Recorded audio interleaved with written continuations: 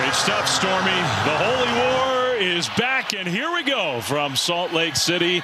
BYU won the toss. They deferred, so Utah is going to have the ball first. And one of the big questions, Brock, coming into the night, who's going to quarterback? Cam Rising out for the year. We know that. Isaac Wilson's taken almost all the snaps other than Rising this year. But tonight, Brandon Rose, third-year sophomore, gets his first college start. Yeah, and what a stage to make your first career start in. You know, fortunately for him, he's at home. The biggest key for Brandon Rose is to lean on your teammates early. He's surrounded by fantastic players, both offensively and defensively. So don't be a hero early on in this ball game. Take what the defense gives you, settle in, and do what you've done in practice all along. This Utah team, great defensive team, good on special teams, good running game. They just have not had a passing game this year. They're going to give the ball to their star running back, Mekhi Bernard, for the first play from scrimmage. He got just a yard. BYU's defense, on the other hand, has been excellent, particularly this year, at taking the ball away. Yeah, no doubt about it. One of the most opportunistic defenses in the entire country. 18 takeaways on the season. They're top 5 in that category when it comes to taking the football away. But they're led by a veteran unit. When you look at their defensive front, you know, Tyler Batty, Blake Mangleson, guys like that, they're playing at an elite level, and they're leading this defense right now. Turnovers have been a problem for Utah on offense with that erratic quarterback play. Bernard, another carry, and again, not much room, but some tough guy running from one of the leaders, a captain on this team, Bernard, who ends up getting 6 yards when there wasn't much there. No, and that's what he's done all year. He's definitely been the lone bright spot on offense for the Utah football team. At this pace, Bernard is certainly going to be 1,000-yard back. But this is the way Utah wants to play this football game. They want to run the football efficiently on first and second down and keep it third and manageable for Brandon Rose, making his first career start. There's Kyle Whittingham, 20th year as the head man at Utah. He and his family so entwined with the history of this rivalry. On 3rd and 3, they give the ball to Bernard, and I don't think he got there. He was stopped, I think, a full yard short. He got 2. They needed 3. On this side of the field, you wonder if Utah is going to go for it or send the punt team out. Well, we've talked about this BYU defensive front early on, and you see why. They're just so disruptive. Big bodies inside, physical. They know how to use their hands and get off of blocks, and they force a 3-and-out to open up the ball game. Yeah, and I don't blame Kyle Whittingham. Utah is a team, they like to go for it. They like to take some chances, but early in this rivalry game, now whistles and a penalty flag thrown, and I think that's going to go against the Utes. So from 4th and 1, probably to 4th and 6. Kicking team number 2.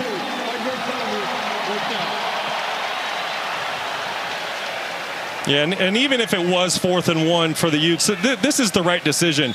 Utah's formula to win this football game is not to get into a shootout with BYU. It's to play field position game, play really good defense, try to slow BYU's offense, make them one-dimensional, and see if you can steal some possessions on defense by taking the football away. Jack Bowmeister booms a punt that sends Parker Kingston back inside the 15, and Kingston has nowhere to go. Excellent special teams coverage. That's been a hallmark of Utah's program for all these Kyle Whittingham years. So a flip the field kind of moment for Utah's special teams with the long punt, the negative yardage return as BYU's offense comes on the field for the first time. Well, this is the matchup that I'm really excited to watch. Jake Retzloff versus this elite, vaunted Utah defense. Retzloff, he's had a phenomenal season to this point. In 7 of his last 8 games, he's thrown for multiple touchdown passes. He's protected the football. He's been efficient. But tonight, he has the ultimate test playing in Rice-Eccles Stadium. Field position on that punt changed 59 yards. Play fake on first down and an immediate completion outside the 25-yard line to, I think, the go-to guy, although BYU's got a couple of them, but one of the captains, Chase Roberts. Yeah, no doubt about it. Chase Roberts and Darius Lassiter have really stepped up. Great job on the play-action fake that gets the linebackers to freeze for just a second, which is what allows Roberts to get behind them at the second level. Great start to the game for BYU. The tailback, L.J. Martin, the sophomore from El Paso, banged up early in the year. Since he's gotten healthy again, he's been running well, and BYU's offense has functioned even better. Retzloff's pass deflected and almost intercepted. Man, tipped up by Van Fillinger, one of the best pass rushers for the Utes on defense, and the ball hung up in the air for a moment. Yeah, that was a really good play by Fillinger. He's reading the quarterback's eyes as well as his drop, and he recognizes when Jake stops his drop and goes to throw the football, he gets his hands up. Great play by the 6'4", 255-pound defensive end. I think Utah really feels like they have to win that matchup up front when BYU's offense is on the field to have a chance tonight. 2nd and 10, first BYU drive of the game. Big hole for L.J. Martin, who is tough to bring down. He is a tackle breaker, so he had a lot of room to run, and then he punished a Utah defender and gets a first down. Well, it's just a fantastic job by the BYU offensive line, and you were talking about, you know, the Utah defensive line just a play ago. That is the game within the game tonight for BYU and Utah. It's the BYU offensive line versus the Utah defensive line. And don't forget, for BYU, you have Bruce Mitchell playing center in place of the injured Connor Pay. That's going to be a big thing to watch as this game moves along. A guy who had never played center until a few weeks ago, ever. Now BYU moved early. On 1st and 10, it's the Cougars who jump. False start. Offense number 61. That's Waylon Lapuaho who commits the false start penalty. And that's something that BYU is going to have to battle early on in this football game. You can hear how loud it is in this football stadium. So you're going to have to slow down your mind. You're going to have to control your emotions because this crowd's into it. You need to focus on the task at hand and keep the game simple early on with the emotion of the crowd.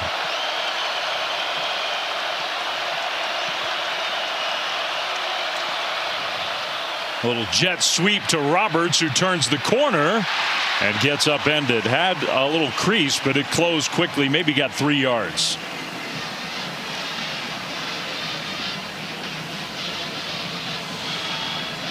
BYU's offense, part of the story of this year. Why is BYU undefeated? Why are they number 9 in the country? Their offense so much better than last year, but Utah's defense year after year one of the stingiest, and this year no different. This time I think it was Utah that jumped early. Keanu Tanavasa, one of their best players up front, came through the line.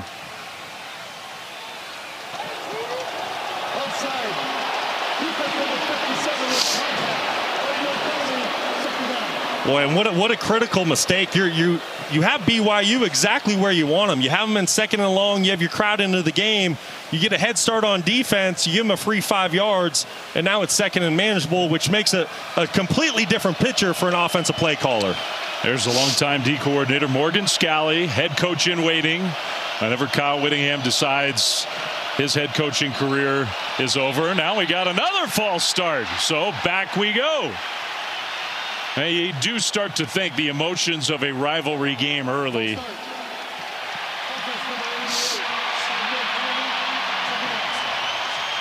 That's Taase, one of the tight ends who moved early. And you just said it, Flem. Listen, this is a deep-rooted, intense, heated in-state rivalry. So there's been so much chatter, and you have to remember, both of these teams both had bye weeks. So they've had 2 weeks to sit on this game, to think about it, and you see the emotion showing up early. So back to 2nd and 12. Shotgun snap for Retzloff. Dancing around in the pocket, and he's going to go down. He had plenty of time, had nowhere to go with the ball. Fillinger was in there. Fano was in there, and a loss of 5. Yeah, that's Van Fillinger working on right tackle Braden Keim. This is a guy, he's relentless. He has a high motor. He plays very hard. You're going to see him at the top of your screen. It's just a one-on-one blocking situation. And Van Fillinger takes advantage of that one-on-one matchup for the first sack of the ball game.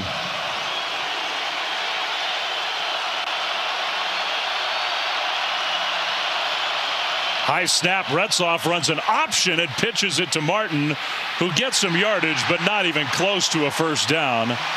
So the Utah defense comes up with a stop, help from the penalties against the BYU offense. It's 4th down. Well, and this is the exact start that Utah wanted. Keep an eye on the pursuit by the defense on this play. You can tell what this game means to them. We all understand that they're on a 4-game losing streak right now.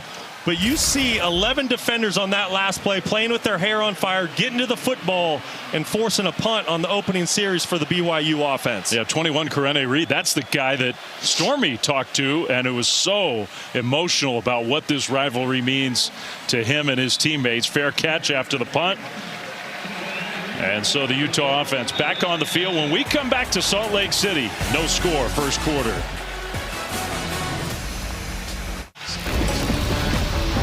Well, these two teams, they met every year for almost a century. Recently, though, because of conference realignment and stuff like that, it hasn't been an every year thing. It's going to be now. This is the first time BYU and Utah met since 2021. First time in Salt Lake City in 6 years, 2018, the last time these two teams played on this field. And the first time they've played as conference foes since back in the Mountain West days, 2010.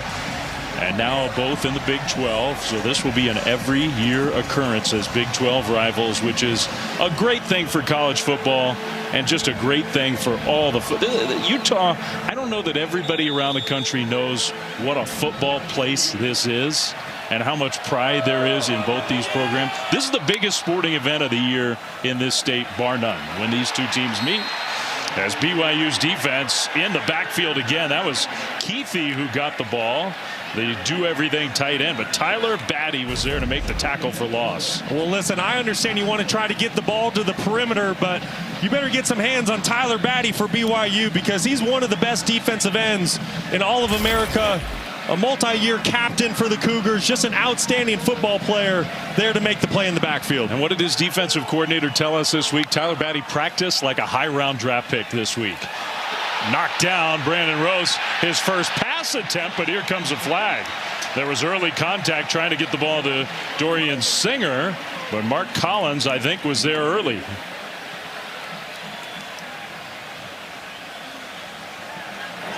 Pass interference. Defense number 13. Ball replaced at the spot of the foul. Automatic first down. So they call it on number 13, maybe just a misidentification. I do want to clarify, the little flip to Keithy actually technically is the first pass of the game, so that was his second pass, the first true forward pass of the game. Yeah, and this penalty is definitely on Mark Collins, number 2 for BYU, getting there early. Brandon Rose just trying to throw a simple little hitch outside to get in rhythm early on in this football game. Handoff. Bernard, right side. A lot of room outside the 30. Gets tackled almost at the 33-yard line. Another Utah first down.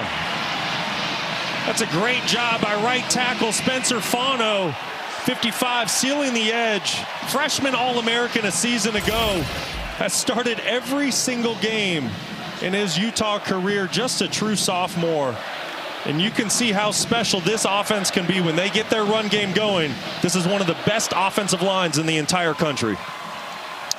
Brandon Rose, sophomore, making his first career start tonight under center. And he'll throw it backwards, a backwards pass. And now a forwards pass. Down the sideline into coverage. It's intercepted. Jacob Robinson there to pick it off. It was Damian Alford, the receiver, who threw the ball after the backwards pass, and BYU was all over it. Yeah, BYU wasn't fooled for a second. Jacob Robinson with his 11th career interception. You're going to see the double pass here, go outside, and then you're going to see the football trying to get down the sideline. There's Robinson who ends up making the interception. We've mentioned it earlier, Utah, BYU, both coming off of bye weeks. Expect the unexpected. You knew there was going to be some trickery early on in this football game from Utah. They've really struggled offensively, creating a spark, generating points. BYU was ready for the trick play, and Jacob Robinson made him pay. That's just a play where Utah and Alford, if it's not there, you just got to throw it away or tuck it and run and live to fight another down. If the play's not there, you can't have those early turnovers. There is a player who is injured, so we're going to get an injury timeout and come back right after this. All right, we welcome those of you who are joining us after the end of that game in Knoxville. We are here in Salt Lake City for one of the great rivalries in all of college football. It has been so electric inside Rice-Eccles Stadium. However, at the moment, Mekhi Bernard, one of the best players for Utah, got hurt on the last play before our timeout. It was a trick play attempt by Utah that turned into an interception. Bernard gets hurt making the tackle on the BYU player who comes up with the interception. Jacob Robinson kind of landed hard on his left side, maybe hit his head on the turf. They have his helmet off. And if he's out, BYU already with a quarterback who's making his first career start with an offense that just has not been able to throw the ball all year. He's been their best player. Without him, it becomes even tougher for the Utes. No doubt about it. He's been arguably the lone bright spot for this Utah offense this season. Mekhi Bernard well on pace for a 1,000-yard season. You hope he can get back in the lineup tonight, because you mentioned it, Flem. Utah, they're already thin on offense. They're down to their third-string quarterback, Brandon Rose. He's been in the program for 3 seasons, but making his first career start tonight in a rivalry game that has emotions high early on in this ball game, and he's going against a great BYU defense. BYU's had this incredible year. Bernard's going into the injury tent 8-0, number 9 in the initial college football playoff rankings, controlling their own destiny in the Big 12. In terms of making the college football playoff if they can run the table. Utah, meanwhile, so uncharacteristic under Kyle Whittingham. They've lost 4 straight games. And this is the game where they have a chance to turn their season around against their bitter in-state rivals. So BYU's offense back on the field. Had to punt the first time they had it. Retzloff, a little jet sweep, left corner, and a nice surge with a lead block. Keelan Marion gets out to midfield. Great start to the drive for BYU, able to capture the edge and get one of their speedsters, Keelan Marion, out to the outside for a positive gain. But tonight, the story's really all about Jake Retzloff, making his 13th career start. In 7 of his 8 last games, he's thrown for multiple touchdown passes. He's really been playing some of his best football as of late, very efficient. But tonight, he's got a big test here in Rice-Eccles Stadium. Started the last 4 games last year, didn't go well. A lot of pressure on him, and he's playing so well now. He delivered a perfect ball there to Darius Lassiter, who just dropped it. Lassiter's been a big play guy for BYU. That one was right there. Big play guy. That's right, Flem. That's very uncharacteristic of Lassiter for the drop. Great route, great pass concept. Ball's exactly where it needs to be. It's just a flat-out drop. You talk about how this game's going to play out today. You assume Utah, they know it. They have to play a phenomenal defensive football game. They have to find a way to take the football away from BYU. And BYU, they need to make the gimme plays like the one we just saw. Yeah, that was one. Roberts now, other side jet sweep, turned the corner, got around a very fast linebacker. Karene Reed did get shoved out of bounds in Utah territory to set up 3rd down on about 5. Well, and you know BYU's going to attack the edges offensively early because of the talented defensive tackles that Utah has inside. Keanu Tanuvasa, Junior Tafuna, 2 outstanding players for Utah. So you want to get to the football to the perimeter early. Probably 4-down territory for BYU. Into Utah side of the field for the first time tonight. 3rd and 5.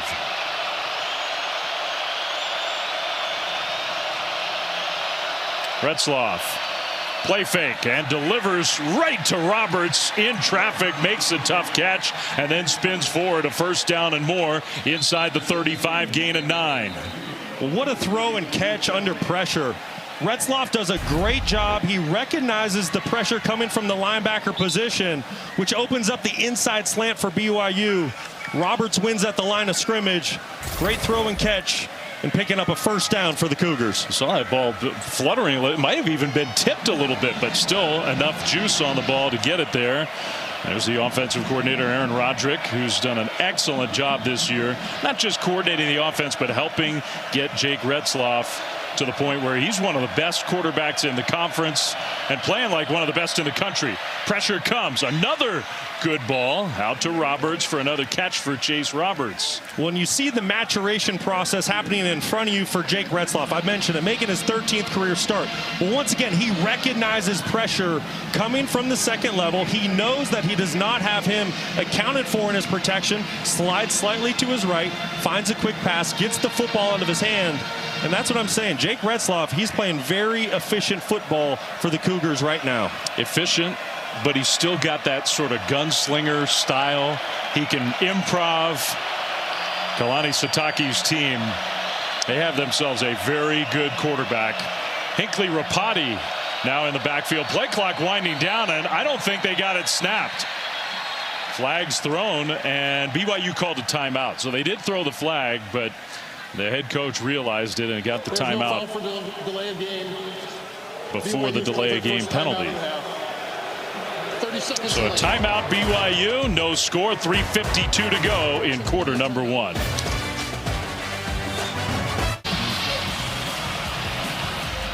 Well, Kyle Whittingham, who was the WAC Defensive Player of the Year as a BYU linebacker in his playing days, the longtime head coach now at Utah, Kalani Sitake, who worked under Kyle for 10 seasons, considers him and Lavelle Edwards his two coaching mentors. Now the head coach at BYU, where he played fullback under the great Lavelle Edwards. Second down and short for BYU. Handoff. Rapati cuts it upfield and gets the BYU first down. It's part of what makes this rivalry, I think, so different. There are lots of great rivalries in college football history, but there are not many where there's so much crossover. And these two head coaches have flipped back and forth between the two programs. I mean, it's amazing. And it's not just those two. So many of the coaches on both staffs have spent time both in Provo and here in Salt Lake City. Well, that's right. And just look at the BYU staff. Head coach, offensive coordinator, and defensive coordinator all coached under Kyle Whittingham at Utah. Play fake, and Retzloff keeps it, gets spun around, took a pretty big hit. Inside the 20, got 3 yards. It's families, it's player families where one brother plays for BYU, the other brother plays for Utah, where fathers play for Utah, the kid goes to play for the Cougars.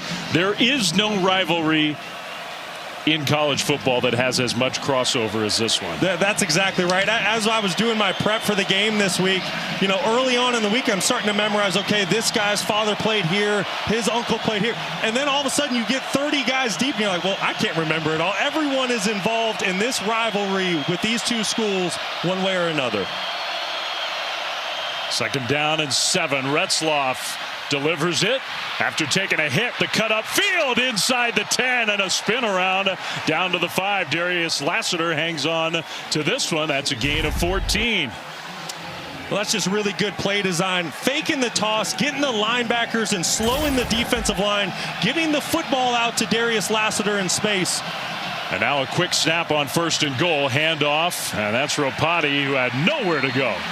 Gets stacked up. Tanu Vasa, who is the energy, emotional leader in the middle of that Utah defense, there to make the tackle for a loss of 1. That's right. Freshman All-American a season ago.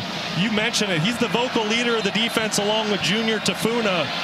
Big personality on Tanu Vasa. He was injured last week, back in the lineup this week, and the Utes need him in a big way.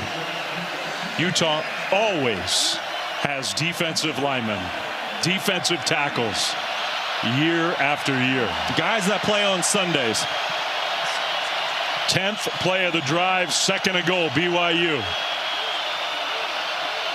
Retzloff looking right, now back left, throws it short. Incomplete. A helmet gets ripped off on the other side of the field, but no flag. It'll be 3rd and goal. Great job by the Utah defense. BYU trying to get them to flow, faking a tunnel screen outside, trying to sneak LJ Martin, the running back, out the back door. Great job by Lander Barton diagnosing the play and forcing the 3rd and goal. BYU's been really good in the red zone. Literally tonight, it's a red zone. BYU offense has been elite, so has the Utah defense. Good on good right here on the 3rd and goal play.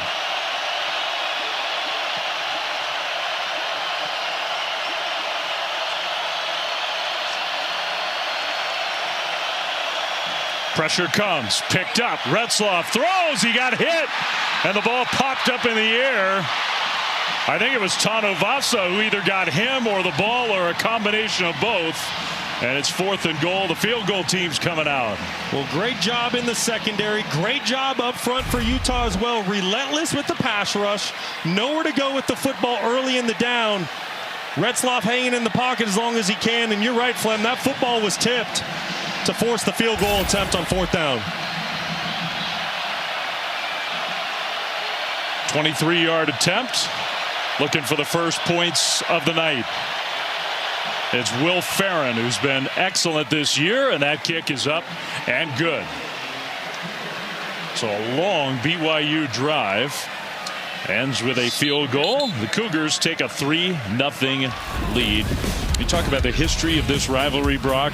I mean, it goes back to the 1800s, and these two teams are such bitter rivals they can't agree on how many games they've played head-to-head. BYU says 96 meeting, Utah says 102nd meeting. Utah dominated for the first long while, 35-5-4 through the early 70s. Then guess who showed up? Lavelle Edwards, one of the great coaches in the history of this sport, and BYU under Lavelle Edwards took it to the Utes over and over again.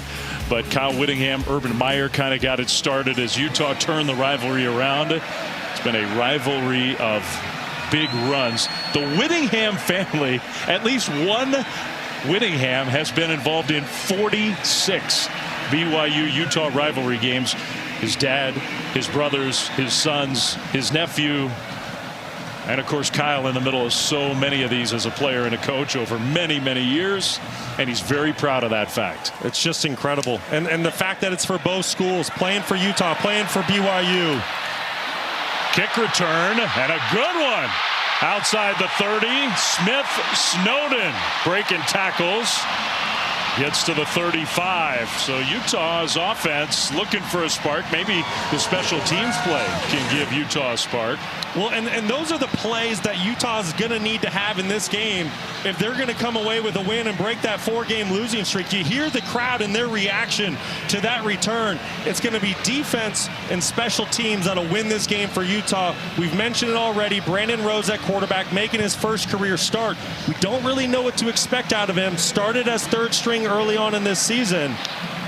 But we'll see if that special team spark can fall into this offensive series. And it's not Mekhi Bernard. It's Jalen Glover who gets the carry. Right side run. Glover. Good run out to the 41. Gain of 5. Let's go down to Stormy. Well, it wasn't Mekhi Bernard there, but he is on the sideline with his helmet after spending a lot of time in the tent dealing with an injury. Got shaken up after that lost offensive series. He looked like he was very uncomfortable before going into the tent, but once he was out, he was running up and down the sideline. The athletic trainer gave him knucks and asked him how he was feeling. He said good, so it looks likely that he will return, but obviously haven't seen him yet. Thank you, Stormy. I mean, it is a good sign that he's wearing that helmet. Absolutely. Great sign, but if he's not able to get back in, Utah has plenty of very talented running backs. Final seconds of quarter number 1. Rose straight up the middle, and there he goes. Brandon Rose into BYU territory. He's a big kid. Jack Kelly finally dragged him down. He's also a confident and emotional player. The final play of the first quarter is a good play for Utah. 3-0 BYU leads. Coach Whittingham, Brandon Rose making his first career start here tonight. Big play there. What have you seen from him so far?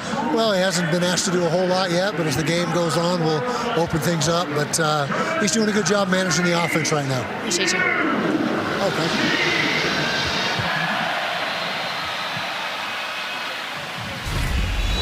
Well, they do love Coach Whittingham here in Salt Lake City. Nice play to end the first quarter. Yeah, look at Cal Matula here at the right guard and Fano at right tackle. Watch how they work on John Nelson and linebacker Glasker, just opening up a huge hole for the quarterback, Brandon Rose. Breaks him out into the open field. First play of quarter number 2, handoff. And that's Glover, who's still in the game at tailback, for a nice positive gain on first down. You know, and going back to what Kyle Whittingham just said, you know, manage the football game. I completely agree. That's all Brandon Rose needs to do tonight. He doesn't need to be Joe Montana or Tom Brady. He has fantastic teammates around him, both offensively and one of the country's best defenses. So just steer the ship, manage the ball game, protect the football, and good things can happen for your football team here tonight. A shot of Mike Bajakian, who's now the offense coordinator, tells you the duress and how this offensive year has gone for Utah. Their longtime offensive coordinator, Andy Ludwig, stepped down a couple weeks ago. One of the better offensive coaches for years in college football. Rose is going to scramble again. And he'll take a hit as he lunges forward, pops up, and signals first down Utah. Well, you see the competitive spirit early on in the football game with Brandon Rose. You can tell what this football game means to him. Third year with the program, finally getting his opportunity. He's not going to slide tonight. Lowers the shoulder to get extra yards. But a good job of seeing the field. Nothing open downfield. Doesn't hesitate, which I love to see with a guy making his first career start. Tucks the football and gets positive yards. Southern California native from Murrieta Valley High School in Temecula has waited his turn here at Utah. Swings a pass out to the right side, incomplete. Keithy was there. Incomplete. It'll be second down. Yeah, he was certainly there, and he was definitely going to get some positive yards out in space. But, you know, you talk more about Brandon Rose, and we asked Kyle Whittingham, you know, why Rose? Why not Isaac Wilson? And he said Rose earned it in practice. He said over the last month he's been phenomenal. He's made the most of his opportunities, and it's time for him to get his shot as QB1 here at Utah. Isaac Wilson, who is a very young and very talented quarterback, but has been inconsistent. Guess who's back on the field next to Brandon Rose? It's the captain, Mekhi Bernard. Play fake to him. He picks up a blitzer. The throw is caught. Touchdown.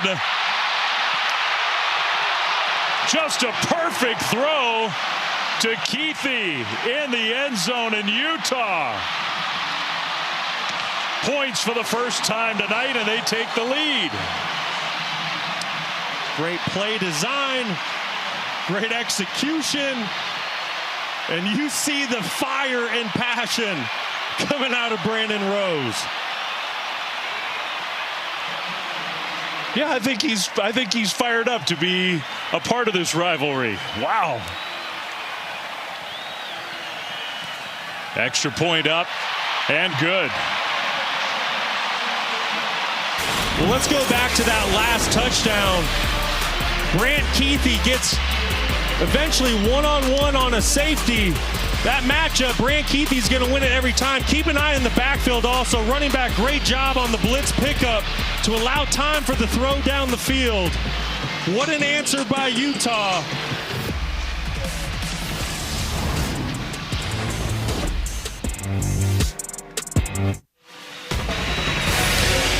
Well, welcome back to ESPN College Football, presented by IHG Hotels and Resorts. In this Olympic city, the Olympic Games were here. The opening ceremonies were in this stadium, and they will be again in, 2034? But around here, the Olympics, yeah, that's cool, but this is the game. BYU and Utah. The rivalry is back, and we got a ball game. Utes get in the end zone for the first time. Kick return for BYU, and a big one to midfield. He beats the kicker down the sideline. Marion, touchdown, 96 yards.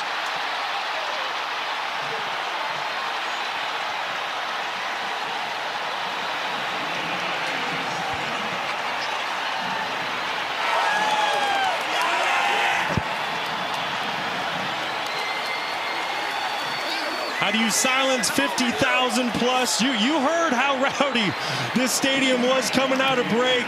Utah getting a touchdown last series, and then Keelan Marion with his second kickoff return for a touchdown this season.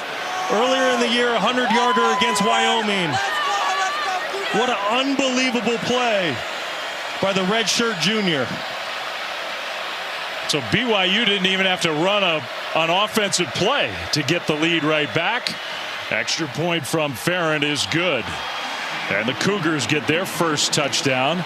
10-7. Number 9 undefeated BYU back ahead. Well, when you get into these heated rivalry games, you always know that special teams are going to play a factor in the ball game. Tremendous execution by the Cougars special teams unit. Fantastic blocks down the field.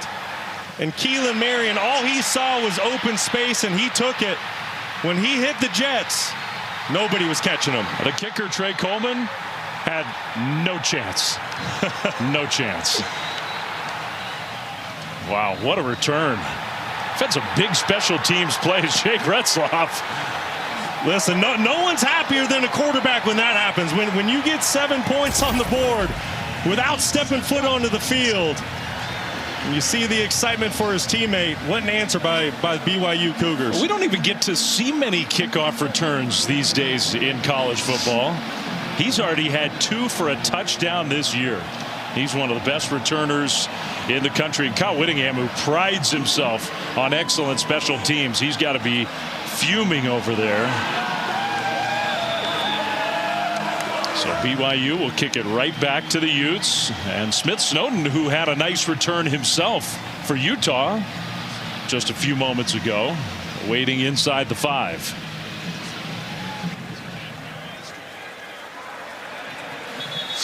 That will be a touchback. So Utah's offense back on the field. But first, let's go to Matt Berry in studio for an update.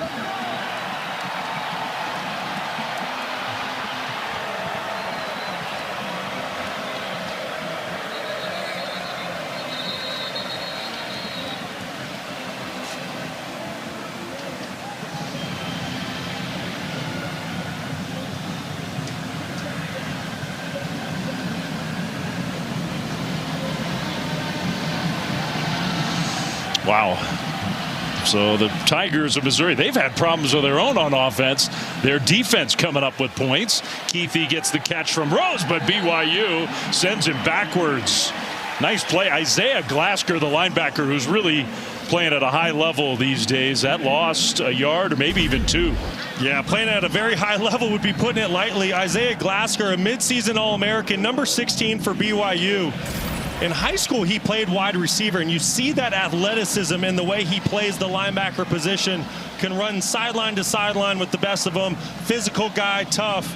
New to the position, but he's playing at a very, very high level. Their defensive coordinator, Jay Hill, who's really good, by the way, said, I don't know that there are many linebackers playing better around the country than our 3.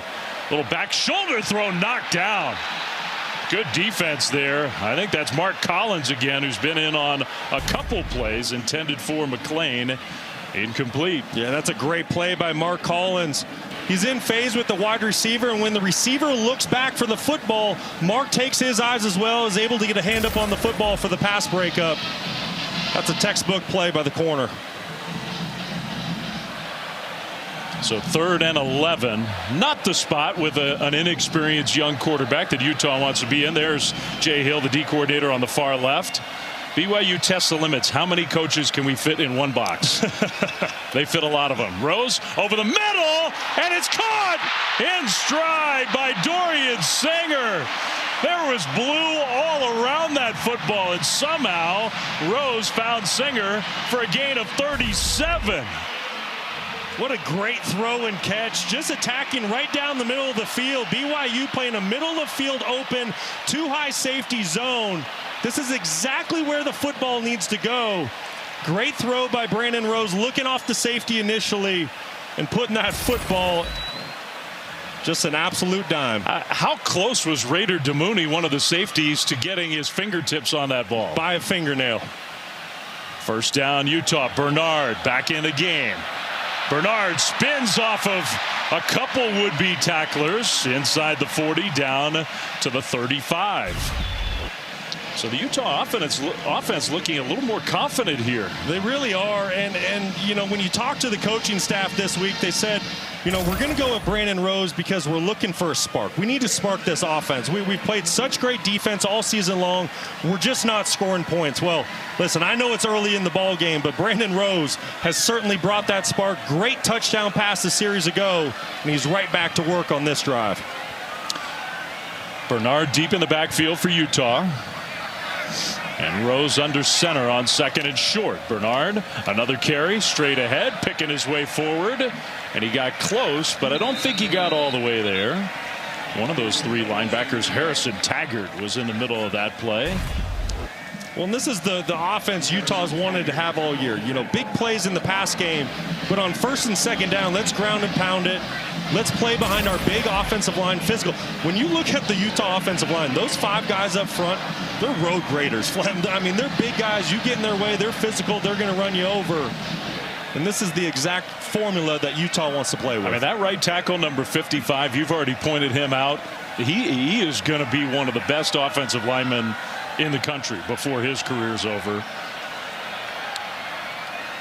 Rose spun around, is going to throw it in the short right flat on 3rd and short, and that'll be a 1st down conversion. That was Keithy again, who's been around a long time, and when he can stay on the field and be healthy, there are very few players at that position like him. Oh, no doubt about it. 3-time all-conference selection, and he's one of 2 tight ends in Utah school history with over 2,000 career receiving yards. So, you know, you put the football in Brant Keithy's hands early on in a football game, good things are going to happen. He's going to help a young quarterback get into rhythm. He's somebody I expect Utah to lean heavily on here tonight. On the sideline for this 1st down play, already has a touchdown catch. Utah substituted, so now the officials have to let BYU, and the play clock is winding down. When you substitute late on offense, we see this happening all the time. Utah has to burn a timeout. 9:21 to go in the 1st half. BYU's got the lead. Back after this.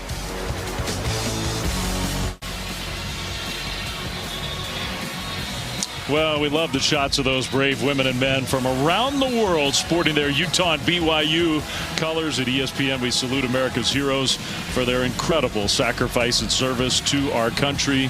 And so many of those folks are glued to this rivalry game where there's so much at stake for BYU. The initial college football playoff rankings brought to you by Allstate. BYU number 9. There was a lot of talk this week, Brock, about BYU. Why didn't they rank even higher in the initial playoff rankings? Yeah, and for me, what I see on this is Georgia and Miami going down. You know, 2 teams that are ranked ahead in the initial college football playoff rankings. Where does BYU potentially fall if they're able to get a win tonight with those teams losing today? If they do win tonight, they're going to have to earn it. A handoff, and that's Glover, who went nowhere. John Nelson was in the backfield, almost took the handoff himself. On 1st down, a loss of a yard. Just not a single hand was laid on John Nelson. Way too good of a player to go unrecognized by that Utah offensive front. You have to think there was just a communication error up front to force this 2nd and long.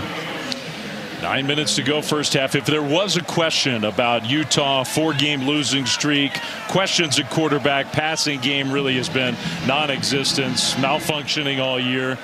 And the Utes have come to play tonight. On the move again, down 3, almost midway through the 2nd quarter. Rose in the pocket. Rose now going to run.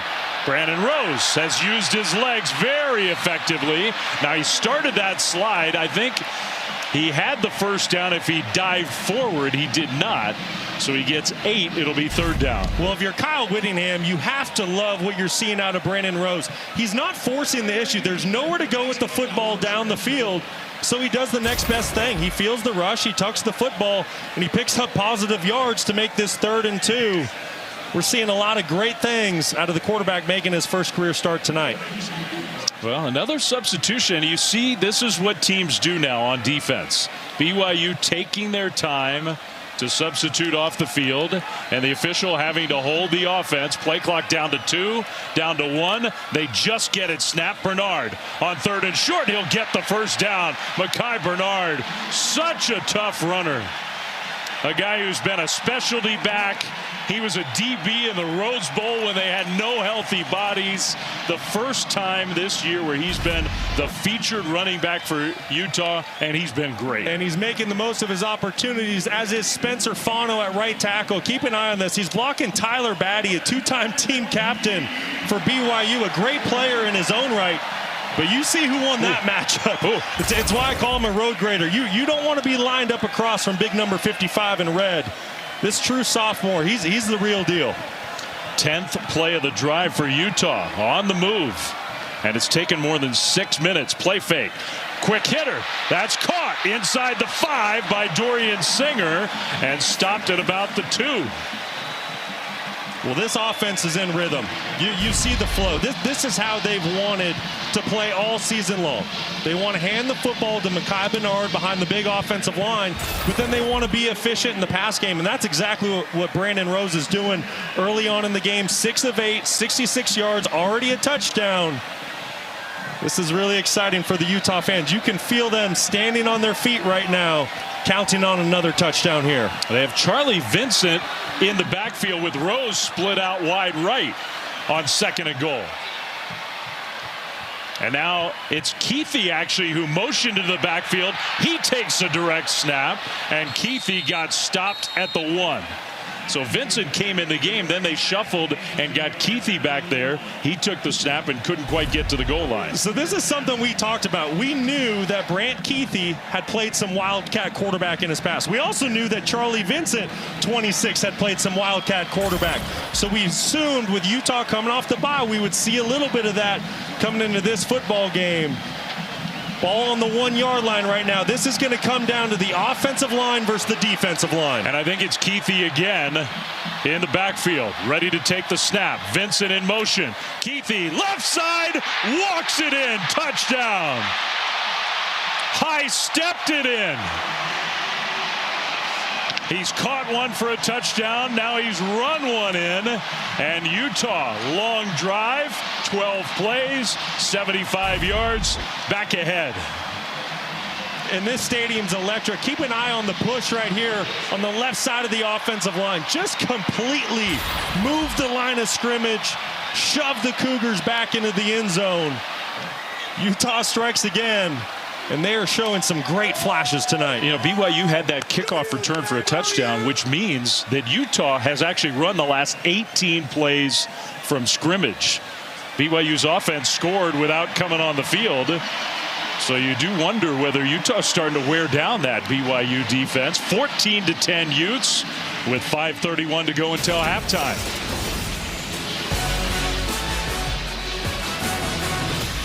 What an answer by Utah. Brant Keithy in the Wildcat quarterback position. 14-10 Utes. And welcome back to ESPN College Football, presented by IHG Hotels and Resorts. This is Veterans Week on ESPN, presented by USAA. You didn't think this was going to be easy for undefeated BYU, did you? On the road against their bitter in-state rivals. They played for more than a century, and Utah wants nothing more than to spoil the undefeated year. Marion has another chance for a return, but he spins away from one would-be tackler. He's not going to the end zone this time. Much better coverage from the Utes this time. Let's go back to Matt Berry in studio for another update.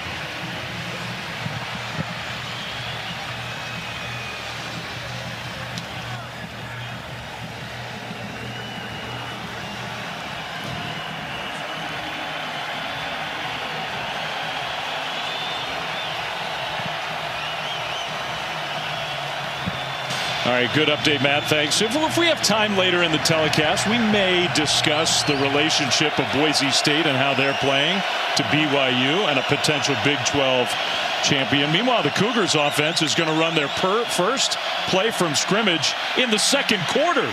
And it's Jake Retzloff with a great delivery for a first down to JoJo Phillips, 22 yards. Yeah, great route by JoJo Phillips. He's patient down the field. He's going to sell an in-cut when he gets going down the field. Great job with his head and eyes. Gets the defender to move and then breaks out to the corner. Great throw and catch. And that's a critical play to the start of this drive. You just mentioned it, Flem. Utah ran the previous 18 plays. The BYU offense needs to string together a drive. Two different Utah long drives. L.J. Martin with the carry left side. And the only time BYU touched the ball in between those drives was their long kickoff return for a touchdown.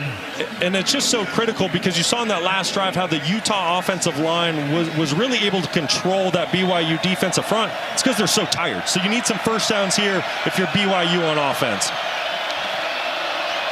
2nd and 6. Utah, I think they jumped. So this should be a free play for Retzloff, and he's acting like it down the field. Incomplete. Intended for Phillips again. Why not just chuck one down there and see if you know that the Utah defensive end Fillinger jumped off sides.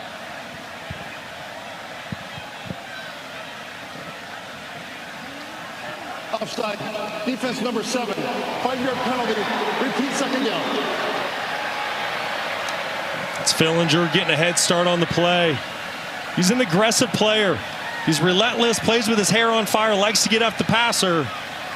It's the 2nd time a Utah defensive lineman has got a head start going into the neutral zone. But a great job by Retzloff taking a shot down the field, knowing he had a free play, giving his 6'5" wide receiver a chance. Hair on fire, and he's got a lot of hair, Van Fillinger. He does, man. He plays the game the right way. High motor, big-time energy. He's going to be a tough task for Braden Keim, the right tackle today for BYU. 2nd and 1 for the Cougars, getting close to midfield. Final 4+ minutes of this first half. Fake pitch. Here's Fillinger, and Retzloff got rid of it, throws it away. Incomplete. He was about to get wrestled down, and Retzloff did well just to get rid of it. Well, we just talked about the matchup with Keim and Fillinger. Fillinger gets the best of Keim this go around, just winning with speed, ripping underneath, and getting to Retzloff to force the errant throw.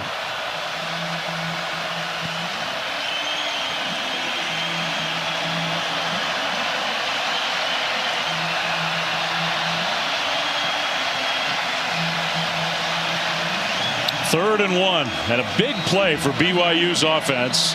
With the play clock down to 4, down to 3, Cougars going to have to burn a timeout.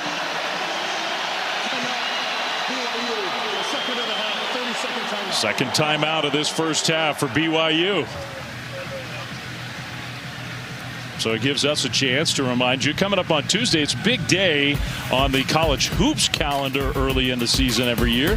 14th annual State Farm Champions Classic. 2 games with the college football playoff top 25 ranking reveal sandwiched in between. Michigan State #1 Kansas, 6:30 after the college football playoff reveal, at 9 Eastern, #7 Duke.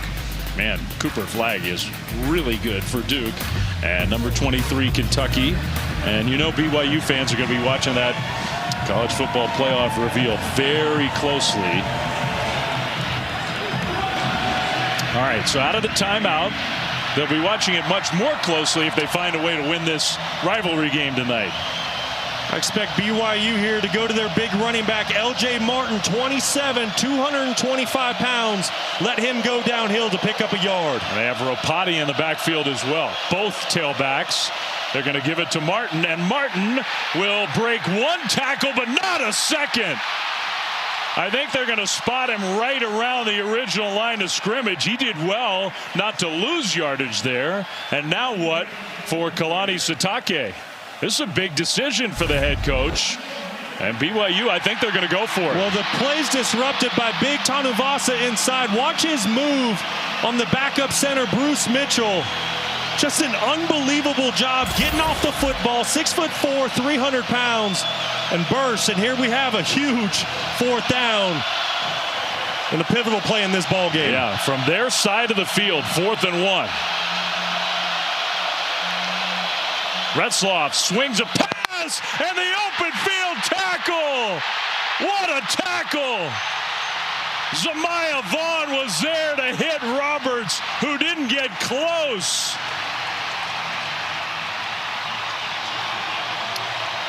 BYU went for it, and Utah has the ball on the Cougars' side of the field. Well, this is just a phenomenal tackle by Zamiah Vaughn. Lassiter decides to not block the corner inside. Instead, he goes inside, which is why Vaughn is unblocked on Chase Roberts. Does an unbelievable job. You're going to see Lassiter go inside, which is why the corner's not blocked. But nevertheless, Vaughn comes up in the open field, makes a phenomenal tackle on 4th down to give his offense all the momentum in a short field. Wow, what a great play. I mean, BYU, they've got this powerful running game. They've had 3rd and 1, 2 chances, and they did not get a first down. And so you understand why they went for it. But now Utah has a great opportunity with 3:22 to go until the half. Rose is going to get sacked, but a penalty flag. Glasgow was there, and he might have got a piece of the face mask. So that might negate what was a big play for the defense. We'll see. I think you're right, Flem. Getting a second look at it. Personal foul. Face mask. Defense number 16. 15-yard penalty. First down. Wow, so would have been a huge negative play for the BYU defense instead of big positive for the Utah offense. You know, I'm not so sure that hand's not on the jersey of Brandon Rose. Yeah, I don't know.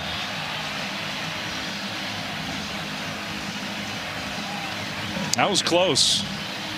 I don't think he might have hit the face mask with his forearm, but I think the only grab, to my eyes, was of the jersey. I agree. Bernard, that's a tough call for you can see why the officials threw the flag and saw it the way they did, but I think that was a break for Utah. No doubt. Glasgow came unblocked. Could have been a sack. Huge play for BYU. And you see why Kalani Sitake's so upset. He saw it clearly. Tough call for the officials. I mean, what's that? A 25, almost a 25-yard swing between the negative play on the sack and the 15-yard penalty. And those are the plays in these tight ball games. When you look back on the fourth quarter, those things matter. I think Utah is very content to take their time here. Play fake. Rose rolling right is going to throw, and a pass caught by Singer down at the 15. Another Utah first down and another good play by Brandon Rose, who's limping a little bit. Well, I'll tell you what, Brandon Rose is dialed in, does a great job selling the play action fake. Perfect job. And then Dorian Singer just coming across on a deep crossing route. Very accurate throw. Excellent play by the Utes. Ooh, we got a developing story here in Salt Lake City. 2-minute timeout in the first half. Well, coming up on our Lexus halftime report, great performance on the road. Alabama just destroyed LSU in Baton Rouge. 2 top 4 teams go down. Plus, don't look down. The Colorado Buffaloes, they control their own fate in this Big 12, playing really, really well. Big win for Colorado. No doubt about it. And only one loss in the Big 12. They control their own destiny. But here's Kalani Sitake during the TV timeout, not happy with the face mask call on Isaiah Glasgow.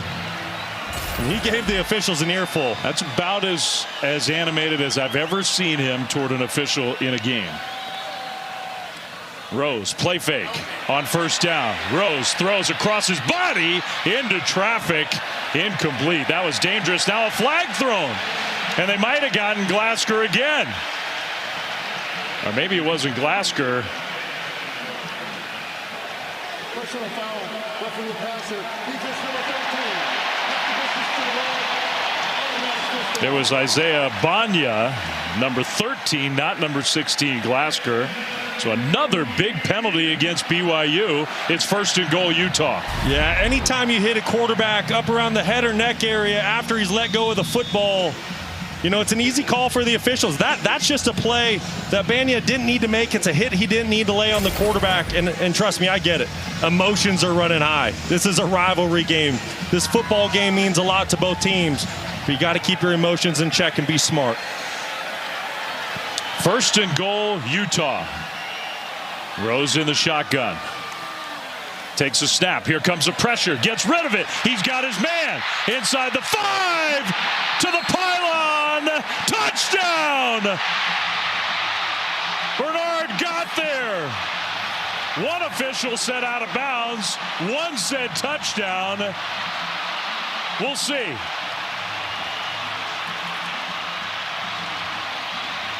I think the ruling on the field is touchdown. What an effort by Bernard to stretch that football. You see him make contact with the pylon.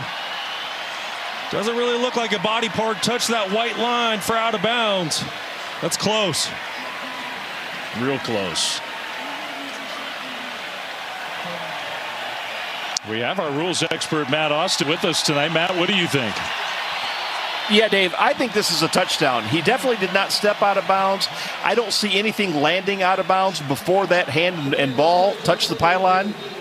If he touches the pylon, he does get goal line extended, so I think this is going to be a touchdown. Yeah, I agree with Matt. They are going to officially take a look in the replay booth, but the first part of Matt's statement is really important. I never saw any part of Mekhi Bernard step out of bounds. So then I guess the only question is, did he get all the way to that pylon and the goal line? And I think he did. Yeah, I completely agree. I agree with you and Matt. I think this is going to be touchdown Utah. Obviously, it's a very, very close play. You know, and it's really just going to come down to camera angles and if you can see when that body part touches out of bounds. Yeah, I think he touches that pylon before he's out of bounds. I agree. Football makes contact with the pylon, then body touches out of bounds. This is touchdown Utah.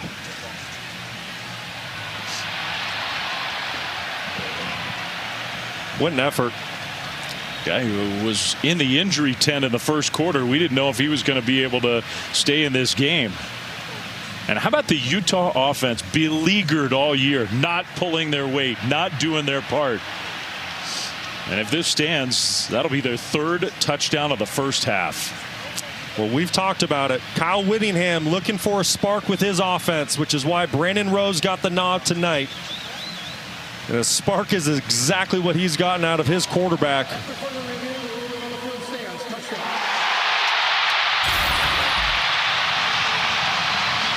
Wow. 1:46 on the clock. The first half is not over. BYU has one timeout and some time, but an extra point coming, and Utah has taken control of this game after BYU went for it on fourth down, didn't get it. Two big penalties on the drive, and into the end zone again for the Utes.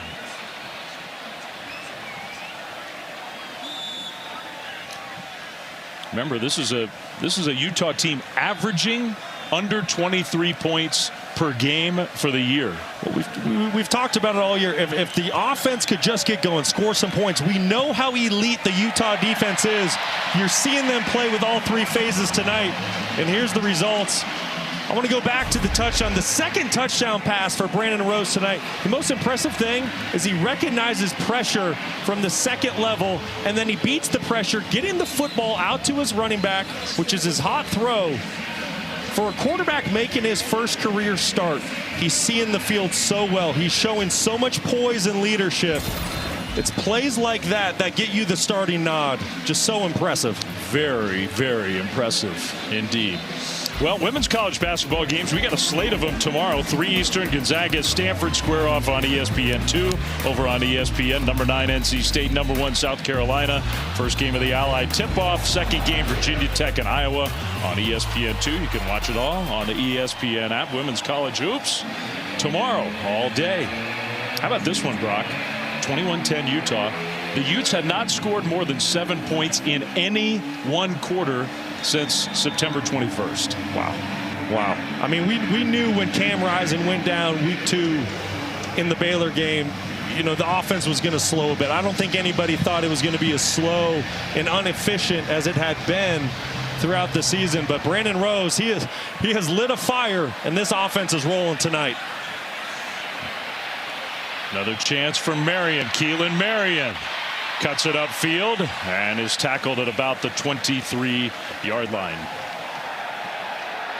Want to see this week's top 25? Just tell Siri, show me the college football rankings.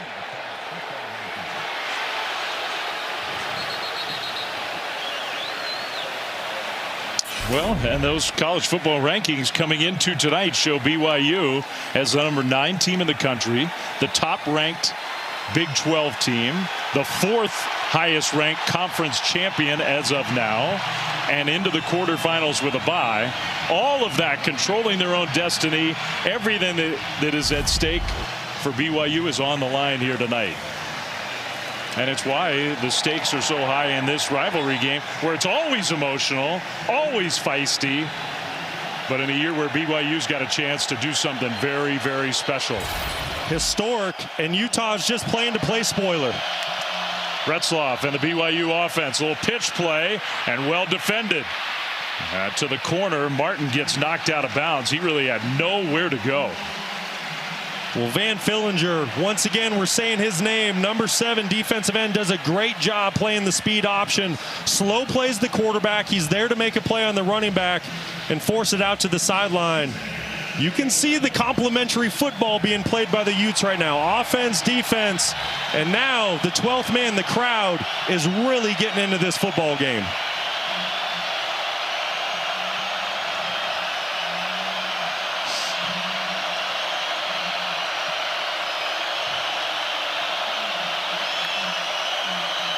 Retzloff in the pocket across the middle. What a strike. Out across the 40. That's JoJo Phillips again. First down BYU. Gain of 19. Yeah, just a really great play by Jake Retzloff and JoJo Phillips. Retzloff showing his poise in the pocket. Cool customer, keeping his eyes down the field, ignoring the crowd, delivering a strike. So the clock stopped, but then BYU made a substitution. So now Utah's going to substitute. That takes some time.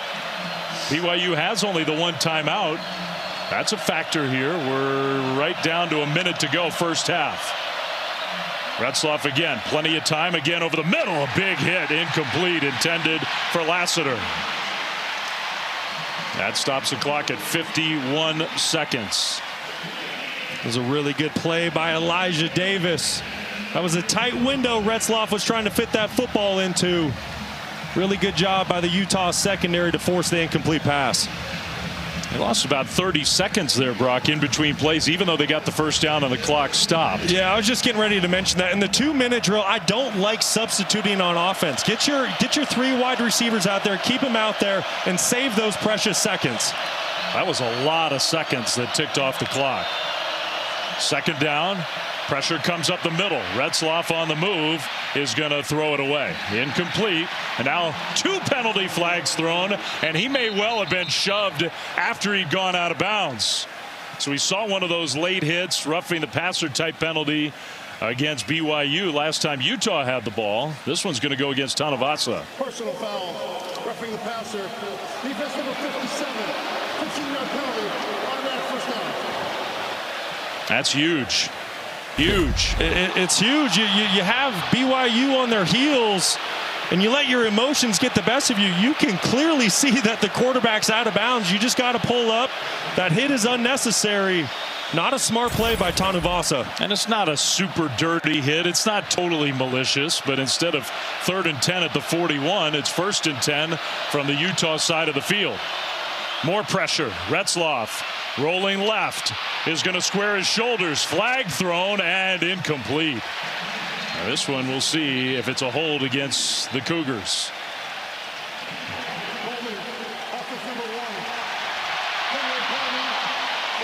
The tight end Keanu Hill. So that moves BYU back 10 yards. Their place kicker, Will Farron, has made a 54-yarder this year. Well, Morgan Scalley's starting to dial up the pressure for Utah, and Keanu Hill, the tight end, has to stay in to help protect. Just gets his hands outside the frame, which leads to this 1st and 20. 37 seconds, 1 timeout for BYU.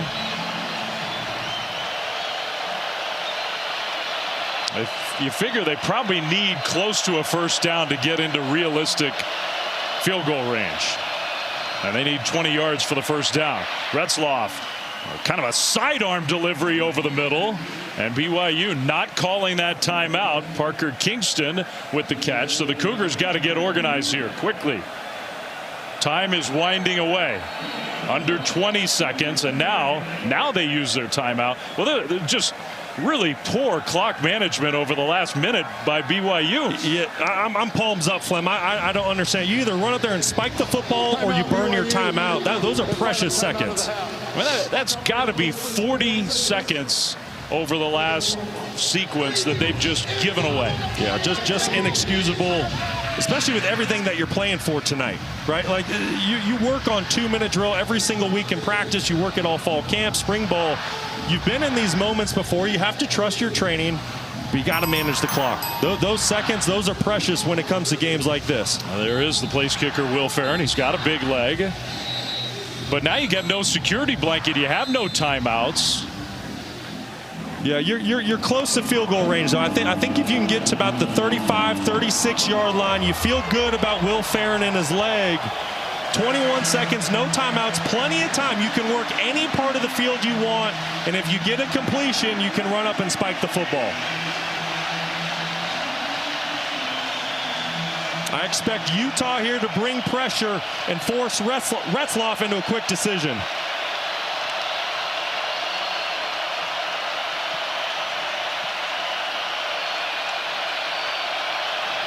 Well, change of formation as loud as it is.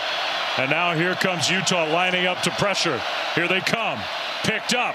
Retzloff slings it. That one's caught. It's a first down. That's going to stop the clock momentarily. Now, can BYU get lined up and spike it here inside the 35? The clock has not yet begun to wind. Now it does. Retzloff was in the shotgun, and they didn't snap it.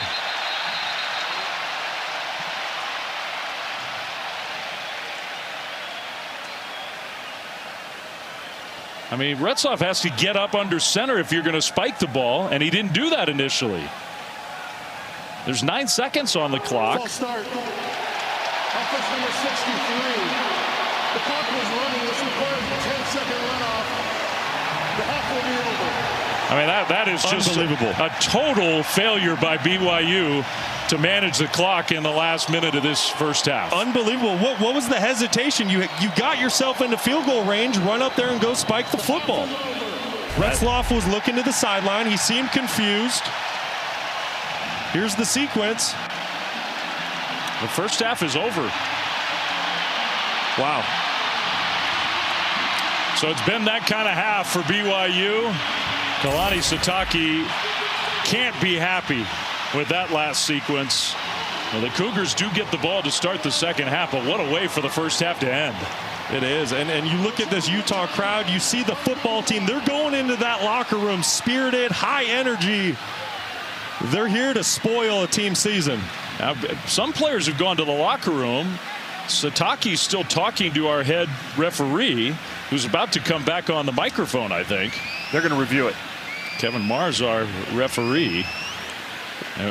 We have Matt show Austin the whole with sequence. us. Matt, what do you think they're talking about?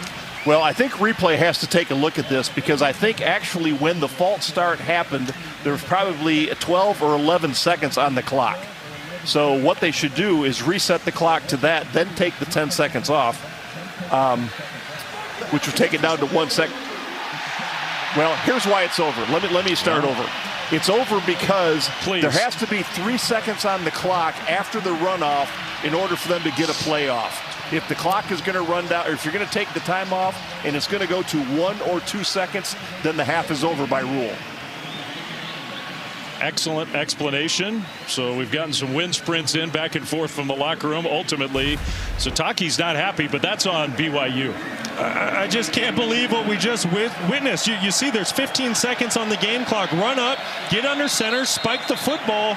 You're in field goal range. You're getting ready to score points before half. You're down 21-10. Just poor execution in 2 minutes by the BYU Cougars. Wow. So we come to the end of the first half of this rivalry game, and Utah has a 21-10 lead. That's frustrating for both head coaches, I think, the way this second half has started. Let's go back down to Stormy.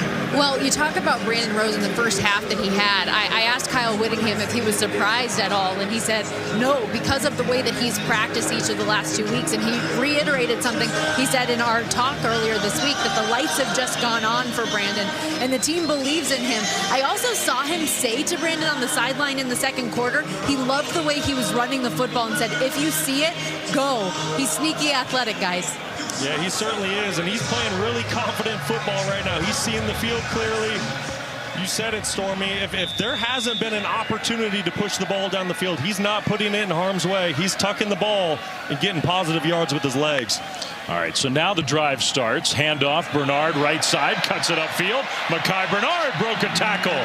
Outside the 35, he gets 12 on first down.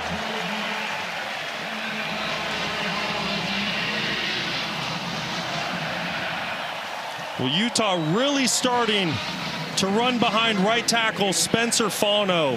He's just controlled the right side of that offensive line all night long for the Utes. And Utah really in a flow here offensively tonight. I mean, they hadn't scored on three, not 10, not 12, 3 consecutive drives since week 1. Until they did it earlier in the first half. Handoff here, Bernard again bouncing around, gets wrestled down, and maybe got a yard on first down. There's a long way to go in this game, but BYU is in trouble tonight. And for a couple reasons. Number one, Utah just looks like a rejuvenated team. Their fans are into it. It's an incredible atmosphere. And number two, now with the 11-point lead, Utah can be very deliberate with how they run things. Absolutely. They're top 5 in the country in time of possession. They know how to hold the football, but I think the scariest thing for BYU is the fact that they can't make Utah one-dimensional. They have it going through the air and the ground. Rose back to pass on second down. Throws that one out into coverage, knocked away. That's another good play by Mark Collins, who's made a couple of them in this game.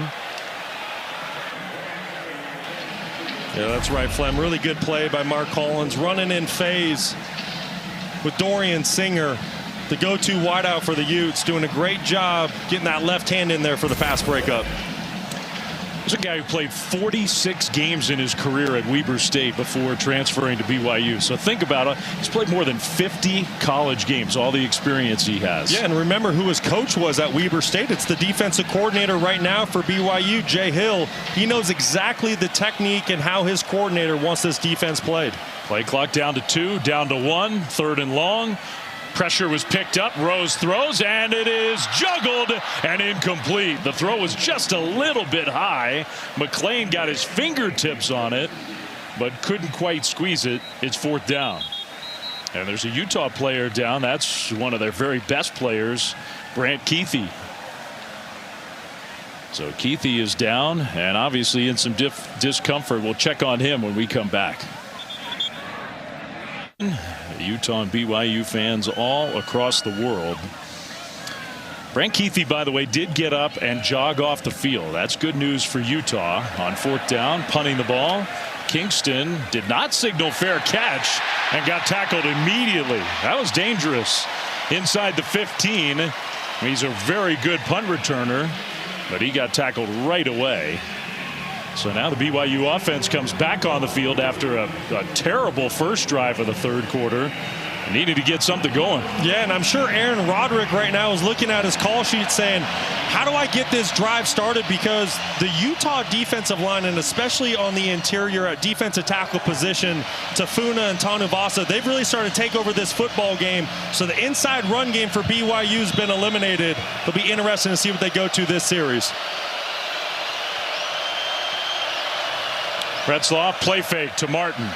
In the pocket, being chased. And he throws on the move, incomplete. He zipped one towards Darius Lassiter, his 2nd and 10. It's a good job by Retzlaff getting outside the pocket, trying to make a play happen. Nowhere to go with the football early in the down. And what do you know, Fillinger coming off the edge, making his presence felt once again tonight for the Utes. This defense is playing at a very high level tonight. Yeah, Fillinger's having a big game.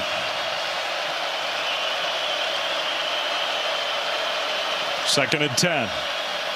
Retzlaff pressured by Fillinger again. He's got a man open, but it's incomplete.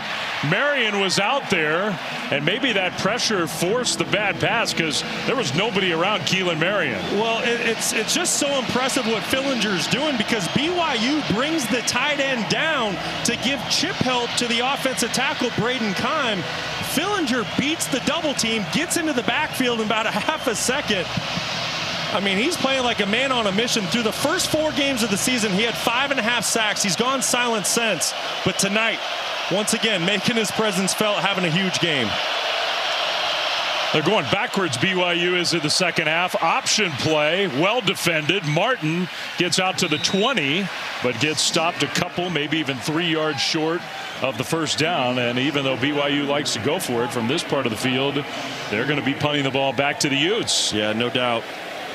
Just the relentless pursuit by Utah right now is just so impressive. They're getting 11 guys to the football on every single play. You can tell they're playing with so much spirit, so much emotion. Very impressive performance through 2.5 quarters. This is a BYU offense that went on the road last week or 2 weeks ago, their last game, to Central Florida and put 37 on the board. There's Keithy. Looks like he's headed to the locker room. Low line drive punt is going to bounce and takes a BYU bounce down inside the 35 to the 34. That's a 46-yard punt for the Cougars. Well, look what's here tonight in Salt Lake City. It's the CFB National Championship Trophy presented by Dr. Pepper, awarded to the winner of the new 12-team college football playoff, which kicks off on December 20th. A game with playoff implications for one side tonight, but the Cougars' undefeated record is definitely in jeopardy here. No doubt about it. Utah playing really good football right now. Offense, defense, special teams, all three phases of the game. BYU needs to do something to create a momentum shift. Under center, Rose is going to play fake on first down. Rose throws over the top and incomplete. Singer and Collins sort of got tied up together. And Rose gets up off the turf. Yeah, that was a good job by the BYU defensive line. Creating an initial surge, getting some pressure on the quarterback. I mean, with a win tonight, BYU's chances, according to the playoff predictor, the All-State playoff predictor, 62%. If they lose this game, it goes down to 29. Yeah, and I think a big reason for that is you can start to see how it's going to play out, and it's really looking like maybe only one team from the Big 12 is going to get an opportunity to get into that 12-team field. Very little room for error for the BYU Cougars. If they lose this game, it feels like they've got to get to the conference championship game and win the conference championship game. That's an interception. So BYU's defense comes up with a big play. Was that Crew Wakely, the safety, who slid on the turf to pick it off?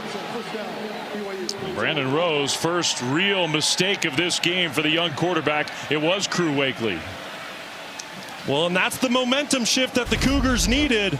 Brandon Rose not on the same page with his wide receiver. The receiver runs a corner route. Rose thinks he's going to go to the middle of the field. And that's why Wakely's there to create the momentum shifting interception. Giving his offense a short field. That is exactly what BYU needed. Big time. Because nothing had been going right. I mean, you go back to the first quarter, the last thing that BYU's offense did that was a real positive. And so now they get great field position after the turnover, almost at midfield. Not quite 5 minutes into this third quarter, down 11. Roberts in motion. Retzloff, the quarterback, takes the shotgun snap. Throws, and that one is behind his target. Well, intended for Marion, but incomplete. Yeah, that's just an off-target throw. Marion's open. Retzloff just puts the football a little bit behind him. They're attacking a middle field open, too high zone defense. The receiver does a great job bending towards the hash mark. Quarterback just not on the same page. You do start to wonder. He's been under so much pressure in this game. He was not under pressure that time. It's thrown him off a little bit. Handoff, Martin, nice cut. LJ Martin out into the open. Inside the 25, will be dragged down at about the 15-yard line. A huge run for Martin, almost 40 yards on the ground. What an unbelievable run by LJ Martin. He beats the unblocked defensive tackle in the backfield, beats him one-on-one, and then because Utah brought an all-out pressure, there's nobody at the second or third level to make the tackle once LJ Martin gets out in the open field. What a great run by LJ Martin. Officially 39 yards. First and 10 BYU. Play fake. Retzloff looking end zone. Is going to throw end zone, incomplete. Way over the head of his intended target. Well covered. That was Chase Roberts at second down. Yeah, good decision by Retzloff. Nowhere to go with the football. Throw it away. Save the field position. get to 2nd and 10 and live to play another down. I mean, remember this BYU offense, the only touchdown of the game for BYU was a kickoff return. So they've had 5 drives, and from those 5 offensive drives, 1 field goal tonight. Retzloff trying to change the play with all this noise. Is going to option it. Left side, a cut up field inside the 10. That's Sione Moa, very talented young running back who's finally getting healthy again. He can be a weapon for BYU. Yeah, well, this is a really good package and play design for the Cougars. They get 3 running backs in the backfield. So for Utah, pick your poison. Where do you want to put your eyes? Good job getting the young running back Moa out to the edge and getting some positive yards to make it 3rd and manageable. 3rd and 5. From the Utah 10. And penalty flags thrown. Utah was not onside, I don't think. The pass completed to the right flat, and a very tough run by the running back Rapati after the catch. Got stopped short, but we'll see. It was 3rd and 5. If it's an offsides penalty, that's going to be a BYU 1st down. Illegal shift. Offense. 5-yard penalty. Repeat 3rd down. It was not on Utah. It was on BYU, illegal shift. And so apparently the Utes have decided instead of setting up 4th and a yard or 2, they're going to take the penalty. Yeah, the issue is you have Rapati, the running back that goes in motion before everybody's set. And if there's someone moving when you go in motion, you have to pause for a second before the football can be snapped.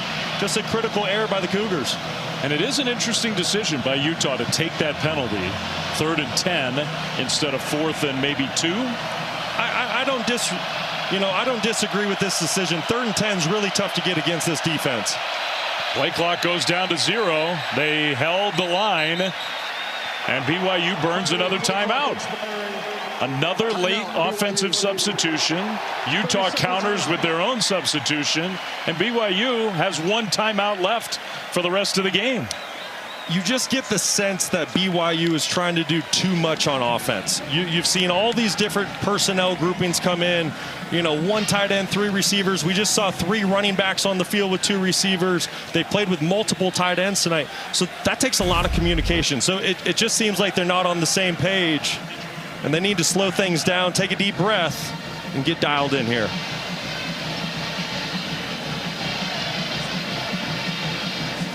So BYU, the officials holding to let Utah substitute that player out. They held it all the way down to 0.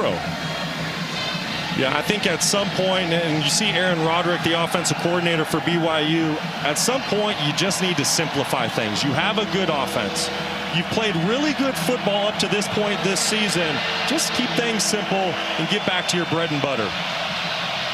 3rd and 10. 8:21 to go, 3rd quarter.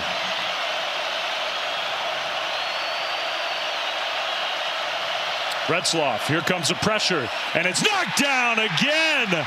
Another ball batted at the line of scrimmage. I think Lander Barton got another one from his linebacker spot. So now the field goal kicker comes out on 4th down. Well, that's a great job by Lander Barton. He's going to blitz from his linebacker position, but he keeps his eyes on the quarterback the entire time.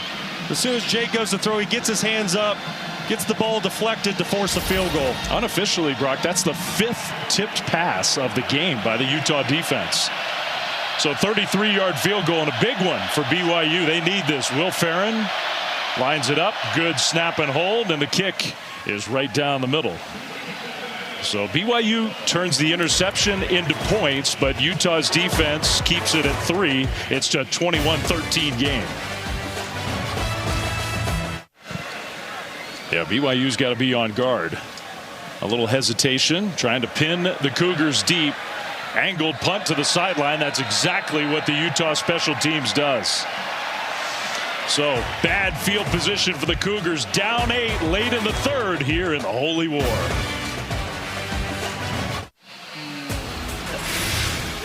Welcome back to ESPN College Football, presented by IHG Hotels and Resorts. You're watching the Big 12 on ESPN. These two long time rivals playing in the Big 12 for the first time. There's the Taco Bell Live Más student section all season long. Student sections across the country competing to be the Taco Bell Live Más student section of the year. Download the Taco Bell app to learn more on a night where they've set a new Rice-Eccles Stadium record. Biggest crowd in history here. And they're loud. L.J. Martin trying to get away, and he does. What a cutback for Martin. All that running, and he gets 5 precious yards with BYU pinned deep. Talk about turning something. There was absolutely nothing there. It was unbelievable. Defensive end one early. L.J. Martin cut back. Great play. They did tell us they sold out all their standing room only. Look at all those folks up top just standing at the very top of the stadium to be a part of this rivalry game that is back. And there he is, turning something out of nothing. What a play by L.J. Martin. So instead of a loss, it's 2nd and 5. Retzloff throws middle wide open, pass caught for a first down and more, all the way out to the 30. Keelan Marion, who had the touchdown return on the kickoff with the catch and run there, first down BYU. Well, Utah elects to bring linebacker pressure there, so that whole second level zone really clears out, which is what allows Keelan Marion to get to that second level and be so wide open. Great job of Retzloff recognizing the pressure and getting the football out of his hand. Marion's having a pretty good game. Roberts and Lassiter have been a little more quiet as this game has gone on. So BYU, that's a big first down, a little breathing room out to the 29. Play fake. Retzloff is going to scramble, and instead of running, he'll throw, and it's caught. A sliding catch. There's Darius Lassiter. What a catch that was. Gain of 28. Lassiter just gets lost in the zone defense that Utah is playing. He's running a deep crossing route all the way across the field. You're going to see him go right to left. Linebackers just lose him. Retzloff does a great job of climbing the pocket, keeping his eyes down the field, and finding the wide open wide receiver. It's a great point. I think a lot of quarterbacks would have just taken off and run. But he was looking downfield. That's a big play. Another play action play. Another open receiver. Roberts inside the 15. So chunk plays through the air for BYU. That's 32 yards. Well, it's the play action that gets the nickel. Smith Snowden to freeze. Gets his eyes into the backfield, and Chase Roberts once again in zone defense just gets lost.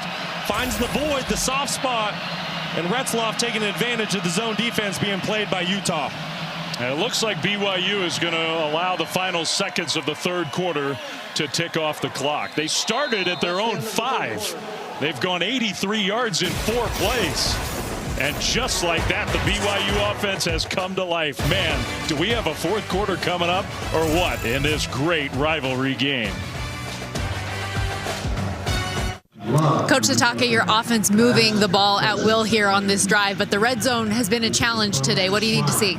Well, just got to execute our plays, and I think we're in a really good spot right now. So that's what this game's all about, man. We've got 15 minutes left, and excited to see these guys perform. Thank you. Appreciate it. That is exactly what it's all about. Dave Fleming, Brock Osweiler, that was Stormy Bonatoni with the head coach of BYU. What a scene in Salt Lake City. 1st and 10 as we start the fourth quarter. BYU's undefeated season on the line. Retzloff, play fake, running left, and Retzloff maybe got a yard. I think that was a designed sort of quarterback run that Utah defended very well. Yeah, that was a great job by linebacker Lander Barton, really setting the edge for the Utah defense, not allowing that play to get going. He's played a good game tonight. Listen, Lander Barton, Van Fillinger, Logan Fano, we can go on and on. Tafuna inside, Tanu Vasa. This entire defensive unit has been so impressive since the get-go. BYU has not had an offensive touchdown yet tonight. Trying to break through. They can get a first down at about the 2. The snap. Retzloff's going to run it again. Retzloff sneaks through, stays on his feet, and the ball came out, but it popped off the turf and came back to him. Wow, what a break for BYU. A great run, then a near disaster, and he avoids the turnover. Great run, even better break for the quarterback, Jake Retzloff, making something out of nothing. Really nowhere to go early on in the down. Does a good job staying patient. See his vision with the football in his hands. But what a lucky break and a bounce to get that football back. So 3rd and 4. Retzloff brings Rapati in the backfield alongside. Play clock down to 3. They snap it. Handoff Rapati. Rapati trying to power forward, and he doesn't get there. He was stopped a good 2 yards short. And now we got to see what Kalani Sitake wants to do. I don't see the field goal kicker coming out. No, there's no hesitation. You know they're going for it. BYU goes for it almost more than any other team in the country on 4th down. They've had a ton of success to this point this season. I'm BYU. I'm not trying to run this football inside again. They've had a lot of struggles against this Utah front. I'm trying to get the football to the perimeter with Chase Roberts or Darius Lassiter.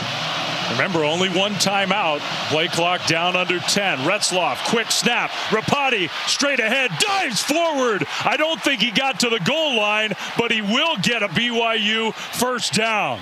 Rapati thinks it's a touchdown. I think he was spotted short by about a half a yard. Yeah, I think that's a good call. He was definitely short. That was a great block by the center, Bruce Mitchell, in for the Connor Pay, who's injured. Now BYU to the line. Retzloff is going to jump up top. Touchdown! Just enough to get over. The first offensive touchdown of the night for BYU. And they'll keep the offense on the field to go for 2 to try to tie the game. What an effort by Retzloff.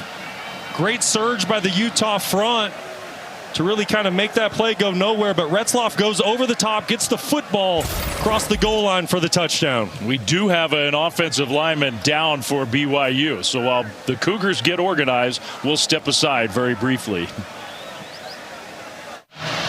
BYU will get to the line of scrimmage, trying to tie this game. 2-point conversion.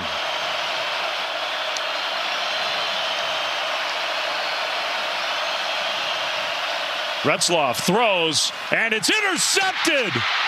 Intercepted along the sideline. The return will be upended. Cam Calhoun, the young defensive back, saw that coming. And Utah maintains the lead by 2.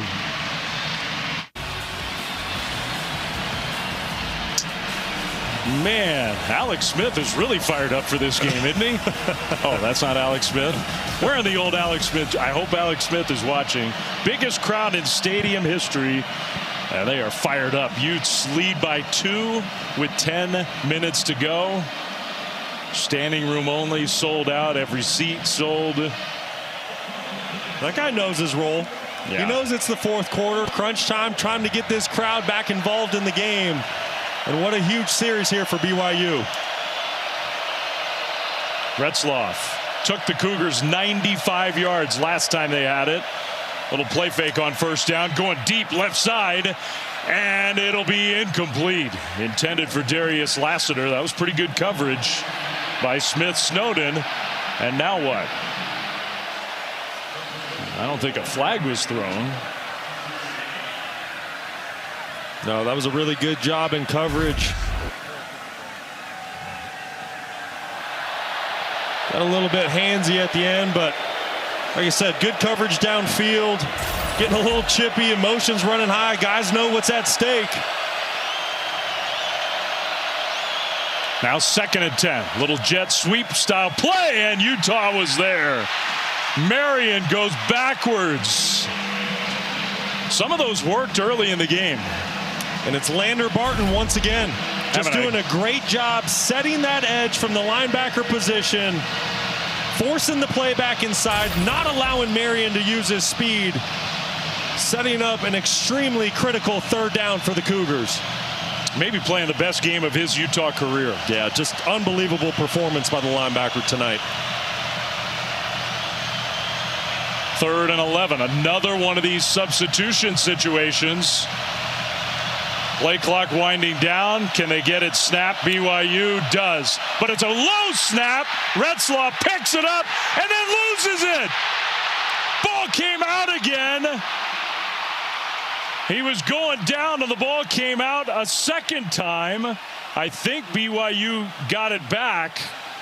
Another play where the late substitution, play clock winding down. We've had that so often. And the Cougars avoid a turnover, but they're going to have to punt from deep in their own territory. Yeah, well, it all starts with the bad snap, and it's a backup center, Bruce Mitchell. He's really done a phenomenal job the last couple weeks stepping in for Connor Pay, but no doubt about it, just a bad snap, ball's low.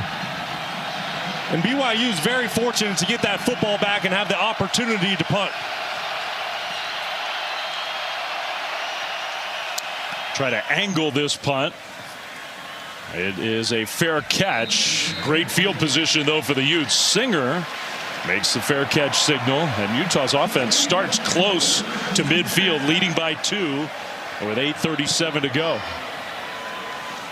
Well, and what an opportunity for Brandon Rose and the offense right now for Utah. You're up 2. You're midway through the fourth quarter. You have the ball at midfield. If you can drive right now, milk some clock, kill some time, and end up with a touchdown, I mean, you're putting BYU in a really tough position. And you've mentioned it, record home crowd, so many things. And Brock, even a field goal here would be huge for Utah. Lead by 5 with the game force BYU to get in the end zone if they're going to beat you. First play and a huge hit after the catch. Another play by the defensive back, Mark Collins. Man, he's also played so well. So Bernard back in the game, caught it, but then went down. Mark Collins doing a great job of recognizing the running back Bernard, free releasing from the backfield. Great eyes, drives on the ball, makes a great play. And Collins, he was banged up, and I don't think this is, sometimes in college football players get accused of faking it. This is not faking it. He came up a little gimpy. So instead of playing a play hurt, he goes down to a knee, and BYU will get him off the field. But he's been everywhere. He really has made a ton of great plays down the field, a couple pass breakups. You saw the last tackle coming up, making a play. Great game for Collins. It's not that BYU's special season has to end tonight, but this is such a huge game for the Cougars' chances of a conference championship and a chance to play for a national championship.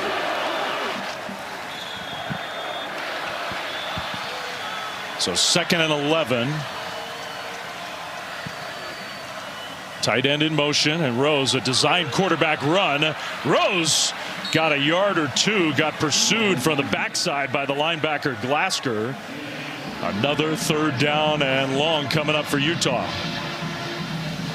Jack Kelly, 17, just does a great job setting the edge. You're going to see here, nowhere to go with the football for Brandon Rose. Jack Kelly defeats the block by Bernard, forcing the 3rd and long. Collins still out of the game. Evan Johnson in at defensive back. Jack Kelly's another player who's had a great rivalry game. Pressure comes. Rose hit as he throws. It's incomplete. He threw it high and took a hit. Intended for Singer, and he was trying, I think, to target that backup defensive back Johnson, who had pretty good coverage. Yeah, and that's a heads-up play by a quarterback. You always want to go after the new corner as soon as he gets on the field. BYU, you see Jacob Robinson with the blitz from the nickel, quick errant throw. And what a stop by the Cougars getting the football back. Huge. So Utah had that great field position. We said even a field goal could be a huge step towards a win. Now the punt. And that one a line drive kind of kick. Kingston will field it. No fair catch, trying to make a move. Penalty flag thrown. There's a BYU player without a helmet on the far side of the field. As of now, it's going to be poor field position for the Cougars. But when you see that, you do wonder whether the helmet was ripped off by a Utah player. I don't know. Yeah, there was definitely a big collision. There's a big block that occurred, and then the helmet came off. During the kick, holding, receiving team number 2. No, Half the distance to the goal. First down. It was Collins whose helmet came off, but he committed the holding penalty. So BYU pinned deep again. The Utah defense pinning its ears back when we come back.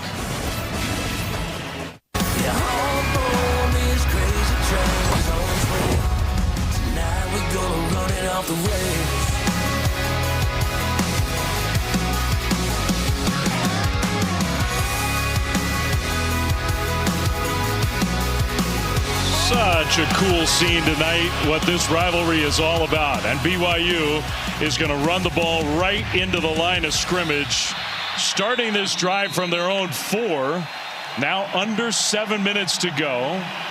Down 2 and in big trouble. They really are. And BYU in so many ways has become a one-dimensional team here in the second half. You just saw there Tanuvasa, the defensive tackle that we've been talking about all night for Utah, just so disruptive getting into the backfield. And now can Retzloff answer for BYU at its most critical moment in the season? And they're taking a lot of time here. Now, I know there's 6.5 minutes to go, but they only have 1 timeout. Handoff for Rapati, left side. Nice cut. And he'll get the first down and go out of bounds at about the 15-yard line. Well, nice run, gain of 11. Boy, that gives BYU some breathing room. You heard how loud the crowd is, backed up in their own end zone. If you can get this little breathing room, get some space to work with, it's a big help. A field goal puts BYU ahead. But they got to play with some urgency here. Otherwise, this is going to be their last possession. Retzloff scrambling. Retzloff will get sacked. He lost a couple yards there. Karene Reed got him down. Well, you know when the game's on the line for Utah, Kyle Whittingham, Morgan Scalley, they're going to bring pressure. And that's exactly what Utah did on that last play and many other times throughout this second half. Can BYU have an answer for the pressure? Can they hold up and find a way to get the football down the field? BYU, and Retzloff is frustrated here. They're substituting. It's taking more time off the clock. 2nd and 11. They've already had to burn 2 timeouts in this half. Pressure comes. Retzloff will get sacked again. That time Zamaya Vaughn from his defensive back spot. And a BYU offensive lineman is down. A loss of 7. That's the right tackle, Braden Keim, who's hurt.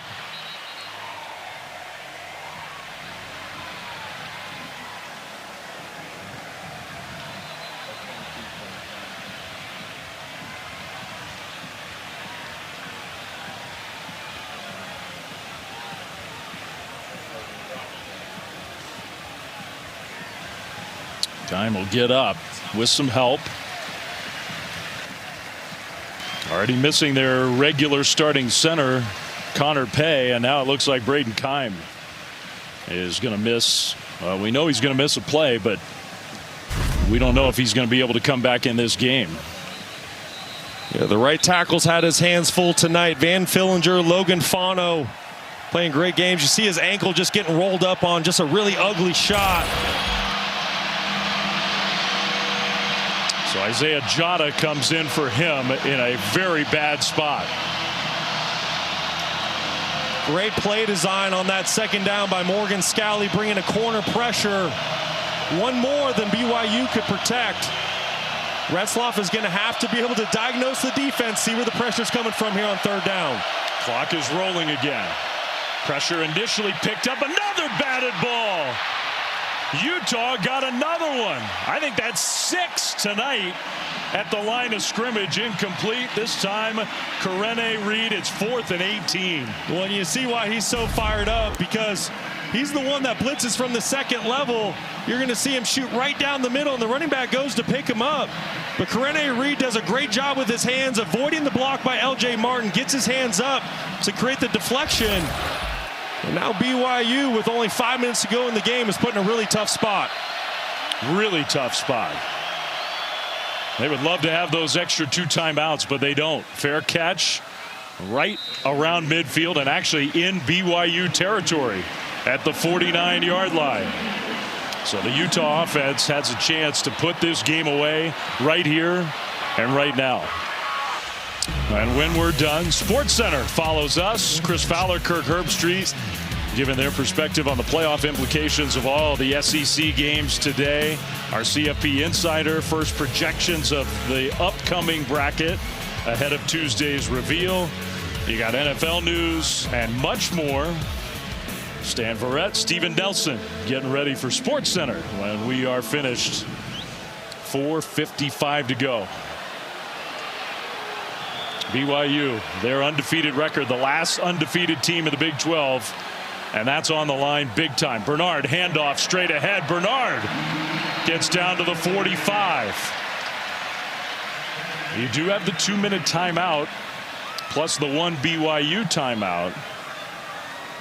Yeah, that's exactly how you want to start that drive for Utah. You know they're going to try to run to win this football game here. Great start to the drive. Kump, the center, winning his block. Bernard doing the rest. That clock continues to roll, and Utah wants to use as much of it as possible. Yeah, they should let this clock run under 5 seconds every play before they snap the football. Rose under center, 2nd and 5.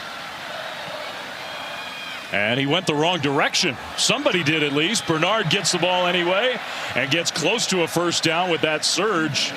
He might have gotten there. I don't know. Real close. But I think he was stopped about a half a yard short. Well, you're right, from Brandon Rose. He opens up to the right. It's clear that this run is going to the left. It's a quarterback making his first career start tonight. Very intense moment here at Rice Eccles. Good job of Bernard getting some positive yards out of that play. So 3rd down and a short one. If Utah converts, then they are essentially 1 first down away. Double tight end right side. Rose, handoff Bernard. Bernard gets hit. Penalty flag thrown. I think that's going against Utah.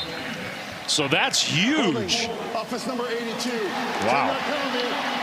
That's like the only thing that Utah had to avoid. A 10-yard penalty, which means it'll be 3rd and long. That might have just saved, at least for now, BYU's chances. What a devastating penalty for Utah. Keep an eye on the right side of your screen. You're going to see the left arm just reach across. Linebacker Harrison Taggart. Easy call for the officials. What a break for BYU.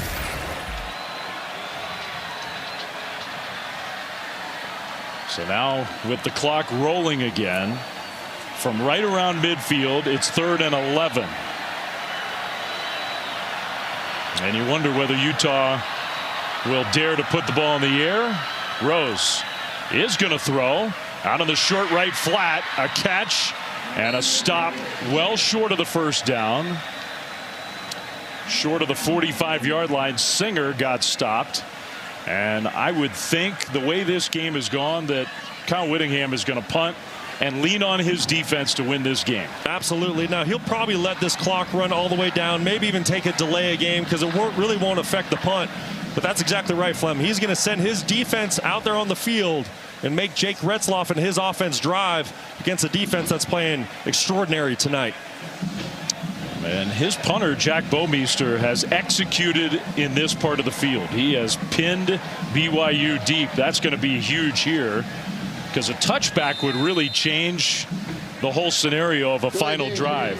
Offense, 5-yard penalty, 4th down. So now with the clock at 2:03, you figure the punt's also going to wipe away the 2-minute timeout. That's a great point. It absolutely is. And so when BYU gets the football and basically has to drive the length of the field, they're going to be under 2 minutes with only 1 timeout because they had to burn the other 2. But the holding penalty does give BYU a chance. Yes, they have a chance. Well, this is huge. Bomeister with Kingston. We saw him have an incredible punt return for touchdown down in Provo earlier this year against Kansas State. He's standing at close to the 5. Now Utah moved early. False start. Offense number 23. 5-yard penalty. 4th down. So 5 yards backwards for the Utes. Yeah, and that won't affect this punt at all. Just, if anything, it gives them a little more room to work.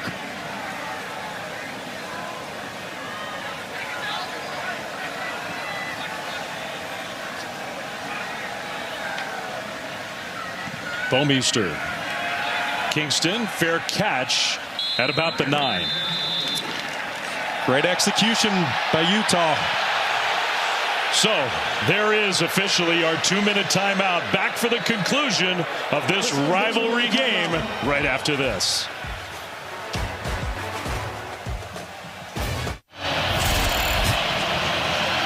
It's ESPN College Football presented by IHG Hotels and Resorts. Veterans Week on ESPN presented by USAA. And this Utah-BYU rivalry game comes down to this. 1:56 to go.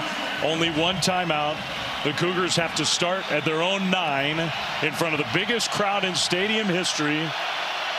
They're down 2. They only have one timeout. This is it for BYU. First play, Retzloff looking downfield and throws. It's incomplete. Wow. Chase Roberts got a hand on it and could not catch it. It's second down. Yeah, that was really good defense by the nickel. Smith Snowden, number 2, getting a hand in there for the pass breakup. Nowhere to go with the football down the field. Offensive line gave Retzloff plenty of time to throw the football. Just nowhere to go with it. You figure BYU needs about 55 yards for realistic field goal range. Down 2. Retzloff, pressure comes. Retzloff is going to heave one, and there's nobody over there. Now he did, I think, get out of the tackle box, and he threw it past the line of scrimmage. Reed got the pressure.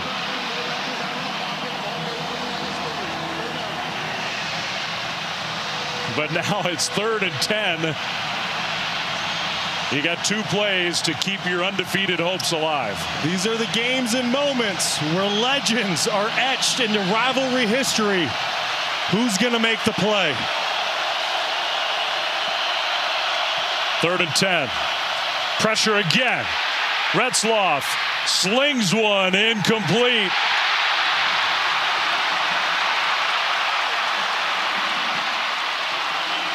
And now it comes down to one final play for BYU.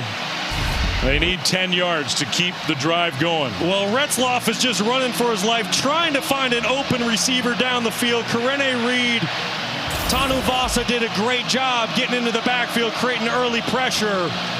And now the ball game comes down to this.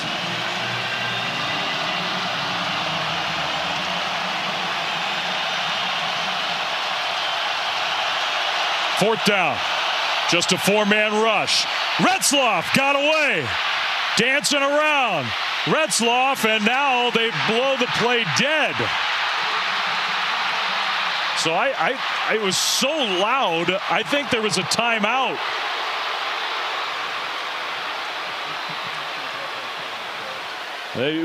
Nobody could hear. Kalani Sitake did call a timeout. Yeah, it was clearly a timeout call. I've never been in a stadium where the players could not hear a whistle. Unbelievable.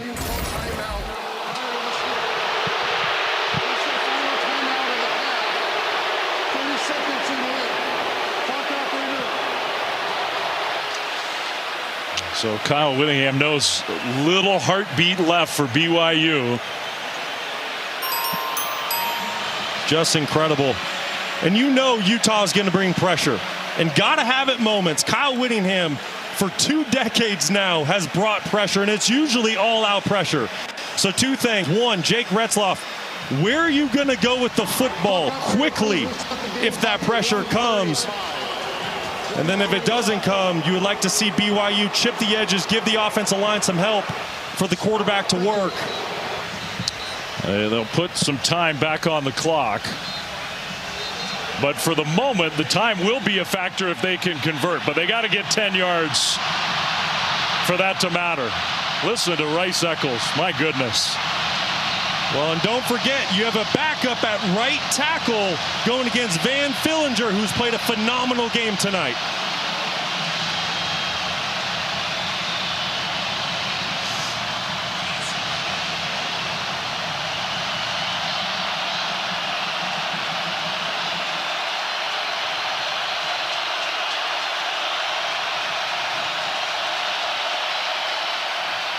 Retzloff goes down. Reed got to him. There is a flag in the secondary. There is a penalty flag. Utah is celebrating, but I think this one's going against Utah. Wow.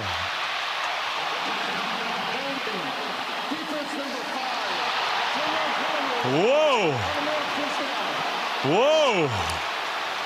Yeah, and that's a good call by the officials. It's Keelan Marion working against cornerback Zemiah Vaughn up top, and it's clear as day. Vaughn grabs some jersey early on in the down. Keep an eye at the very top of your screen. Right up here is the matchup. You're going to see Vaughn get a little bit handsy. It's a really good call by the officials.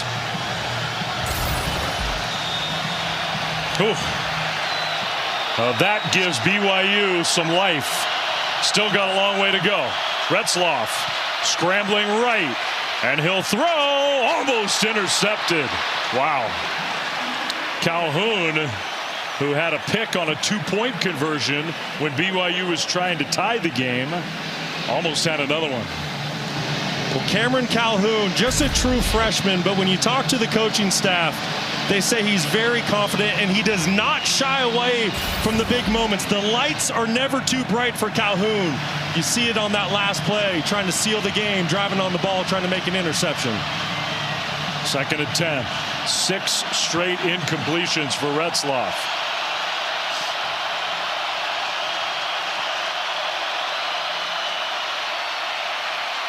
Throwing deep middle, and he's got Roberts for the catch near midfield. The clock will stop on the first down, a gain of 30, and now they're what, maybe 15 yards away from field goal range. Just a great route by Chase Roberts, working all the way across the field, getting lost in the Utah defense. Jake Retzloff standing tall and strong, fearless in the pocket, keeping his eyes down the field. I think they're going to review this, Brock, to make sure that he actually caught it. Obviously, this is huge because now BYU actually has a real chance if this play stands. I think he caught it. Sure looks like a clean catch. It's a great catch, but I think he caught it.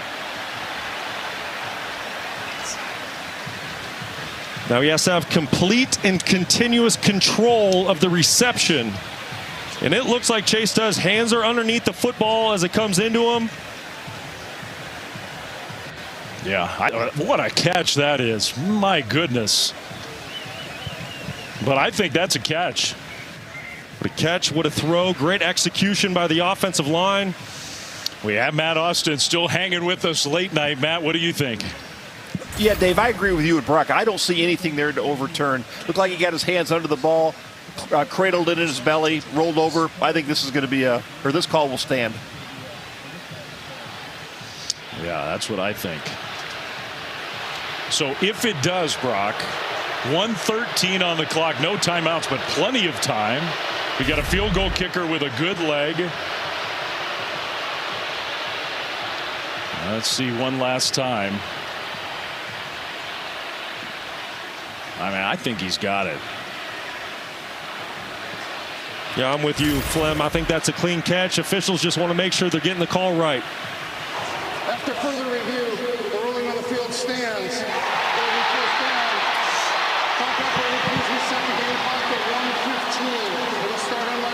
A moment ago, we thought this game was over. A penalty, a huge play, and this game is definitely not over. BYU just short of midfield. There's the place kicker, Will Farron, hoping to have a chance to win it.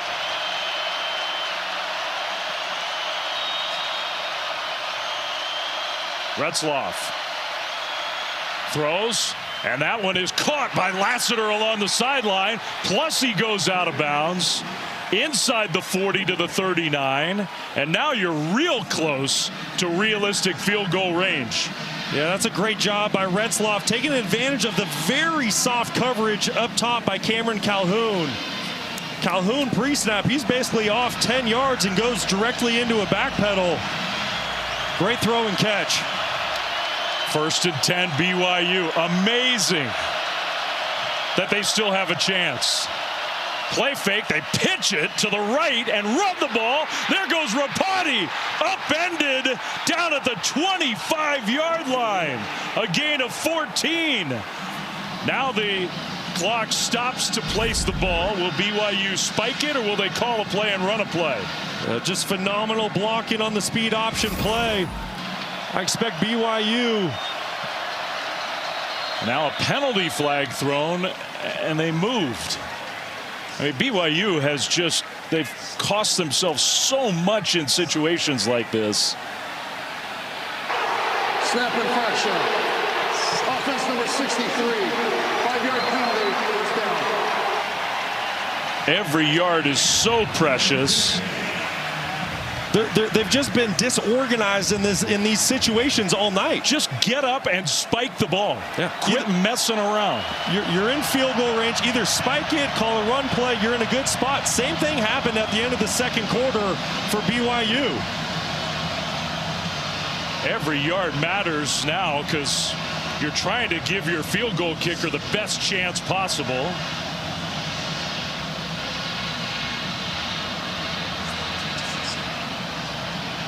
Officials still huddling up. The runner was down in play. The clock was running.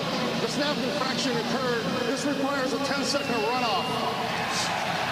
So, I mean, and look. Clock operator, please reset the game clock to 49 seconds. 49 seconds should be enough, but the way BYU has handled the clock tonight, it would make you nervous if you're a BYU fan. Absolutely, but big picture, you're BYU. Take a deep breath. You're in field goal range. There's plenty of time on the clock. It's first down. I know it's been chaotic the last couple minutes, but settle in here. Do your job. So Utah decides to decline the 10-second runoff. And I guess their theory is they need to preserve some time themselves. So no 10-second runoff. It's 1st and 15 from the 30. Utah has 2 timeouts. Handoff, Rapati straight ahead, down to the 27, and now Utah will use a timeout because the Utes are trying to guarantee that they have an opportunity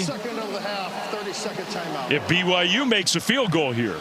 That's exactly right. That's really good clock management by Kyle Whittingham, putting the 10 seconds back on the clock, because you're not putting any pressure on BYU by taking that off. They're already in field goal range.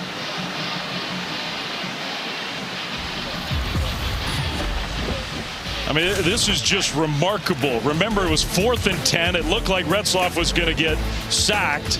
This was when Utah had the ball.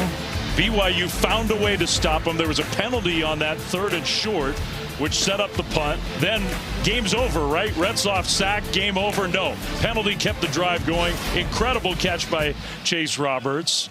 And then another pass play and a good run, and BYU is in field goal range down 2. It just seems like when you put together a special season and then you go back and reflect on it, there's always moments like that. And don't forget, BYU just a couple weeks ago had some late game heroics at home against Oklahoma State to remain undefeated. Will Ferrin's got a smile on his face, trying to stay as loose as possible. Now BYU also has to be organized and careful here.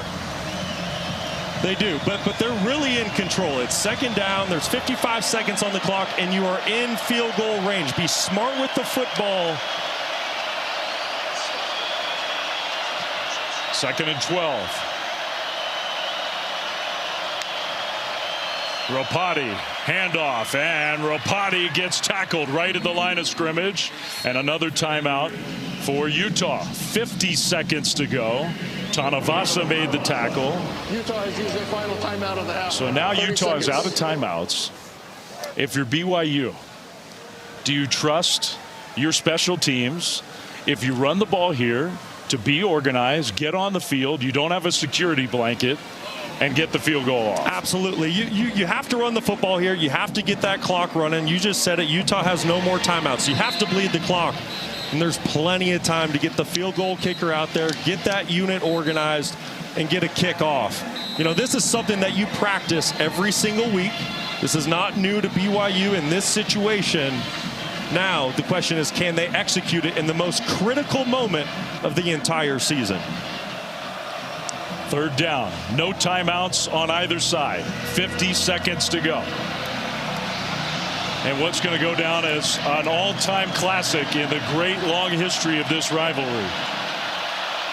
Martin now behind Retzloff, and he'll get the ball. Left side run, and whether he was trying to get to the middle and got shoved to the far left, that's where the ball's going to be, at about the 26-yard line. Now BYU, clock's running, getting the special teams out there for a chance to take the lead.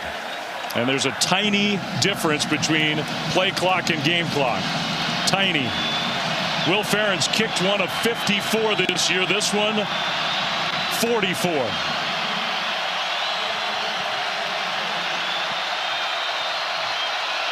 For the lead for BYU. Snap, hold, kick, on the way. Kick is good!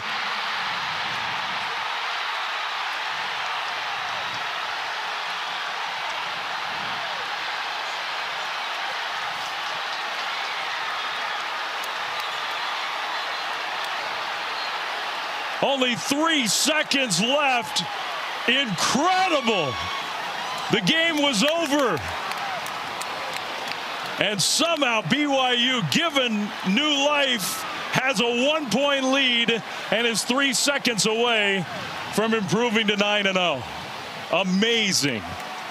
Unbelievable. Will Ferrell, ice in his veins to put his team up by 1 with his leg late in the ball game. Only 3 seconds left on the clock. You know, there have been a lot of classics in the history of this rivalry. This might be the greatest game that these two teams have ever played. Listen, legends are made in moments in games like this. And Will Ferrell, and then certainly Jake Retzloff, and the drive that he put together from inside the 5-yard line, having to drive all the way down the field.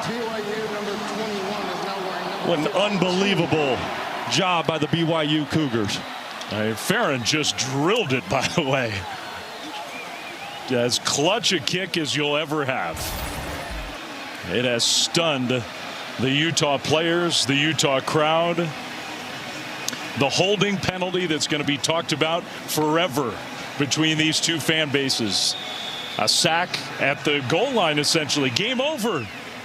But a holding in the secondary gave BYU a first down, and the Cougars took advantage of it.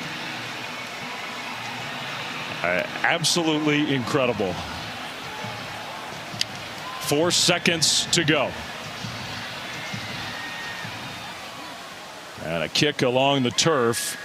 Bernard is going to try to bring it back. Utah needs a miracle.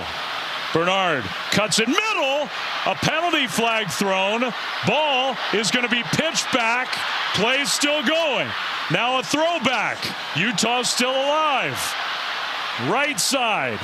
Cutting it back middle. Another pitch back. Utah not dead yet. Now a fling backwards. That was legal. Utes and BYU will fall on the ball. Now, assuming the penalty is against Utah, but we can't assume that, there is a penalty flag on the field. You got the immediate announcement from Kevin Marr. Game's not over. We have a penalty.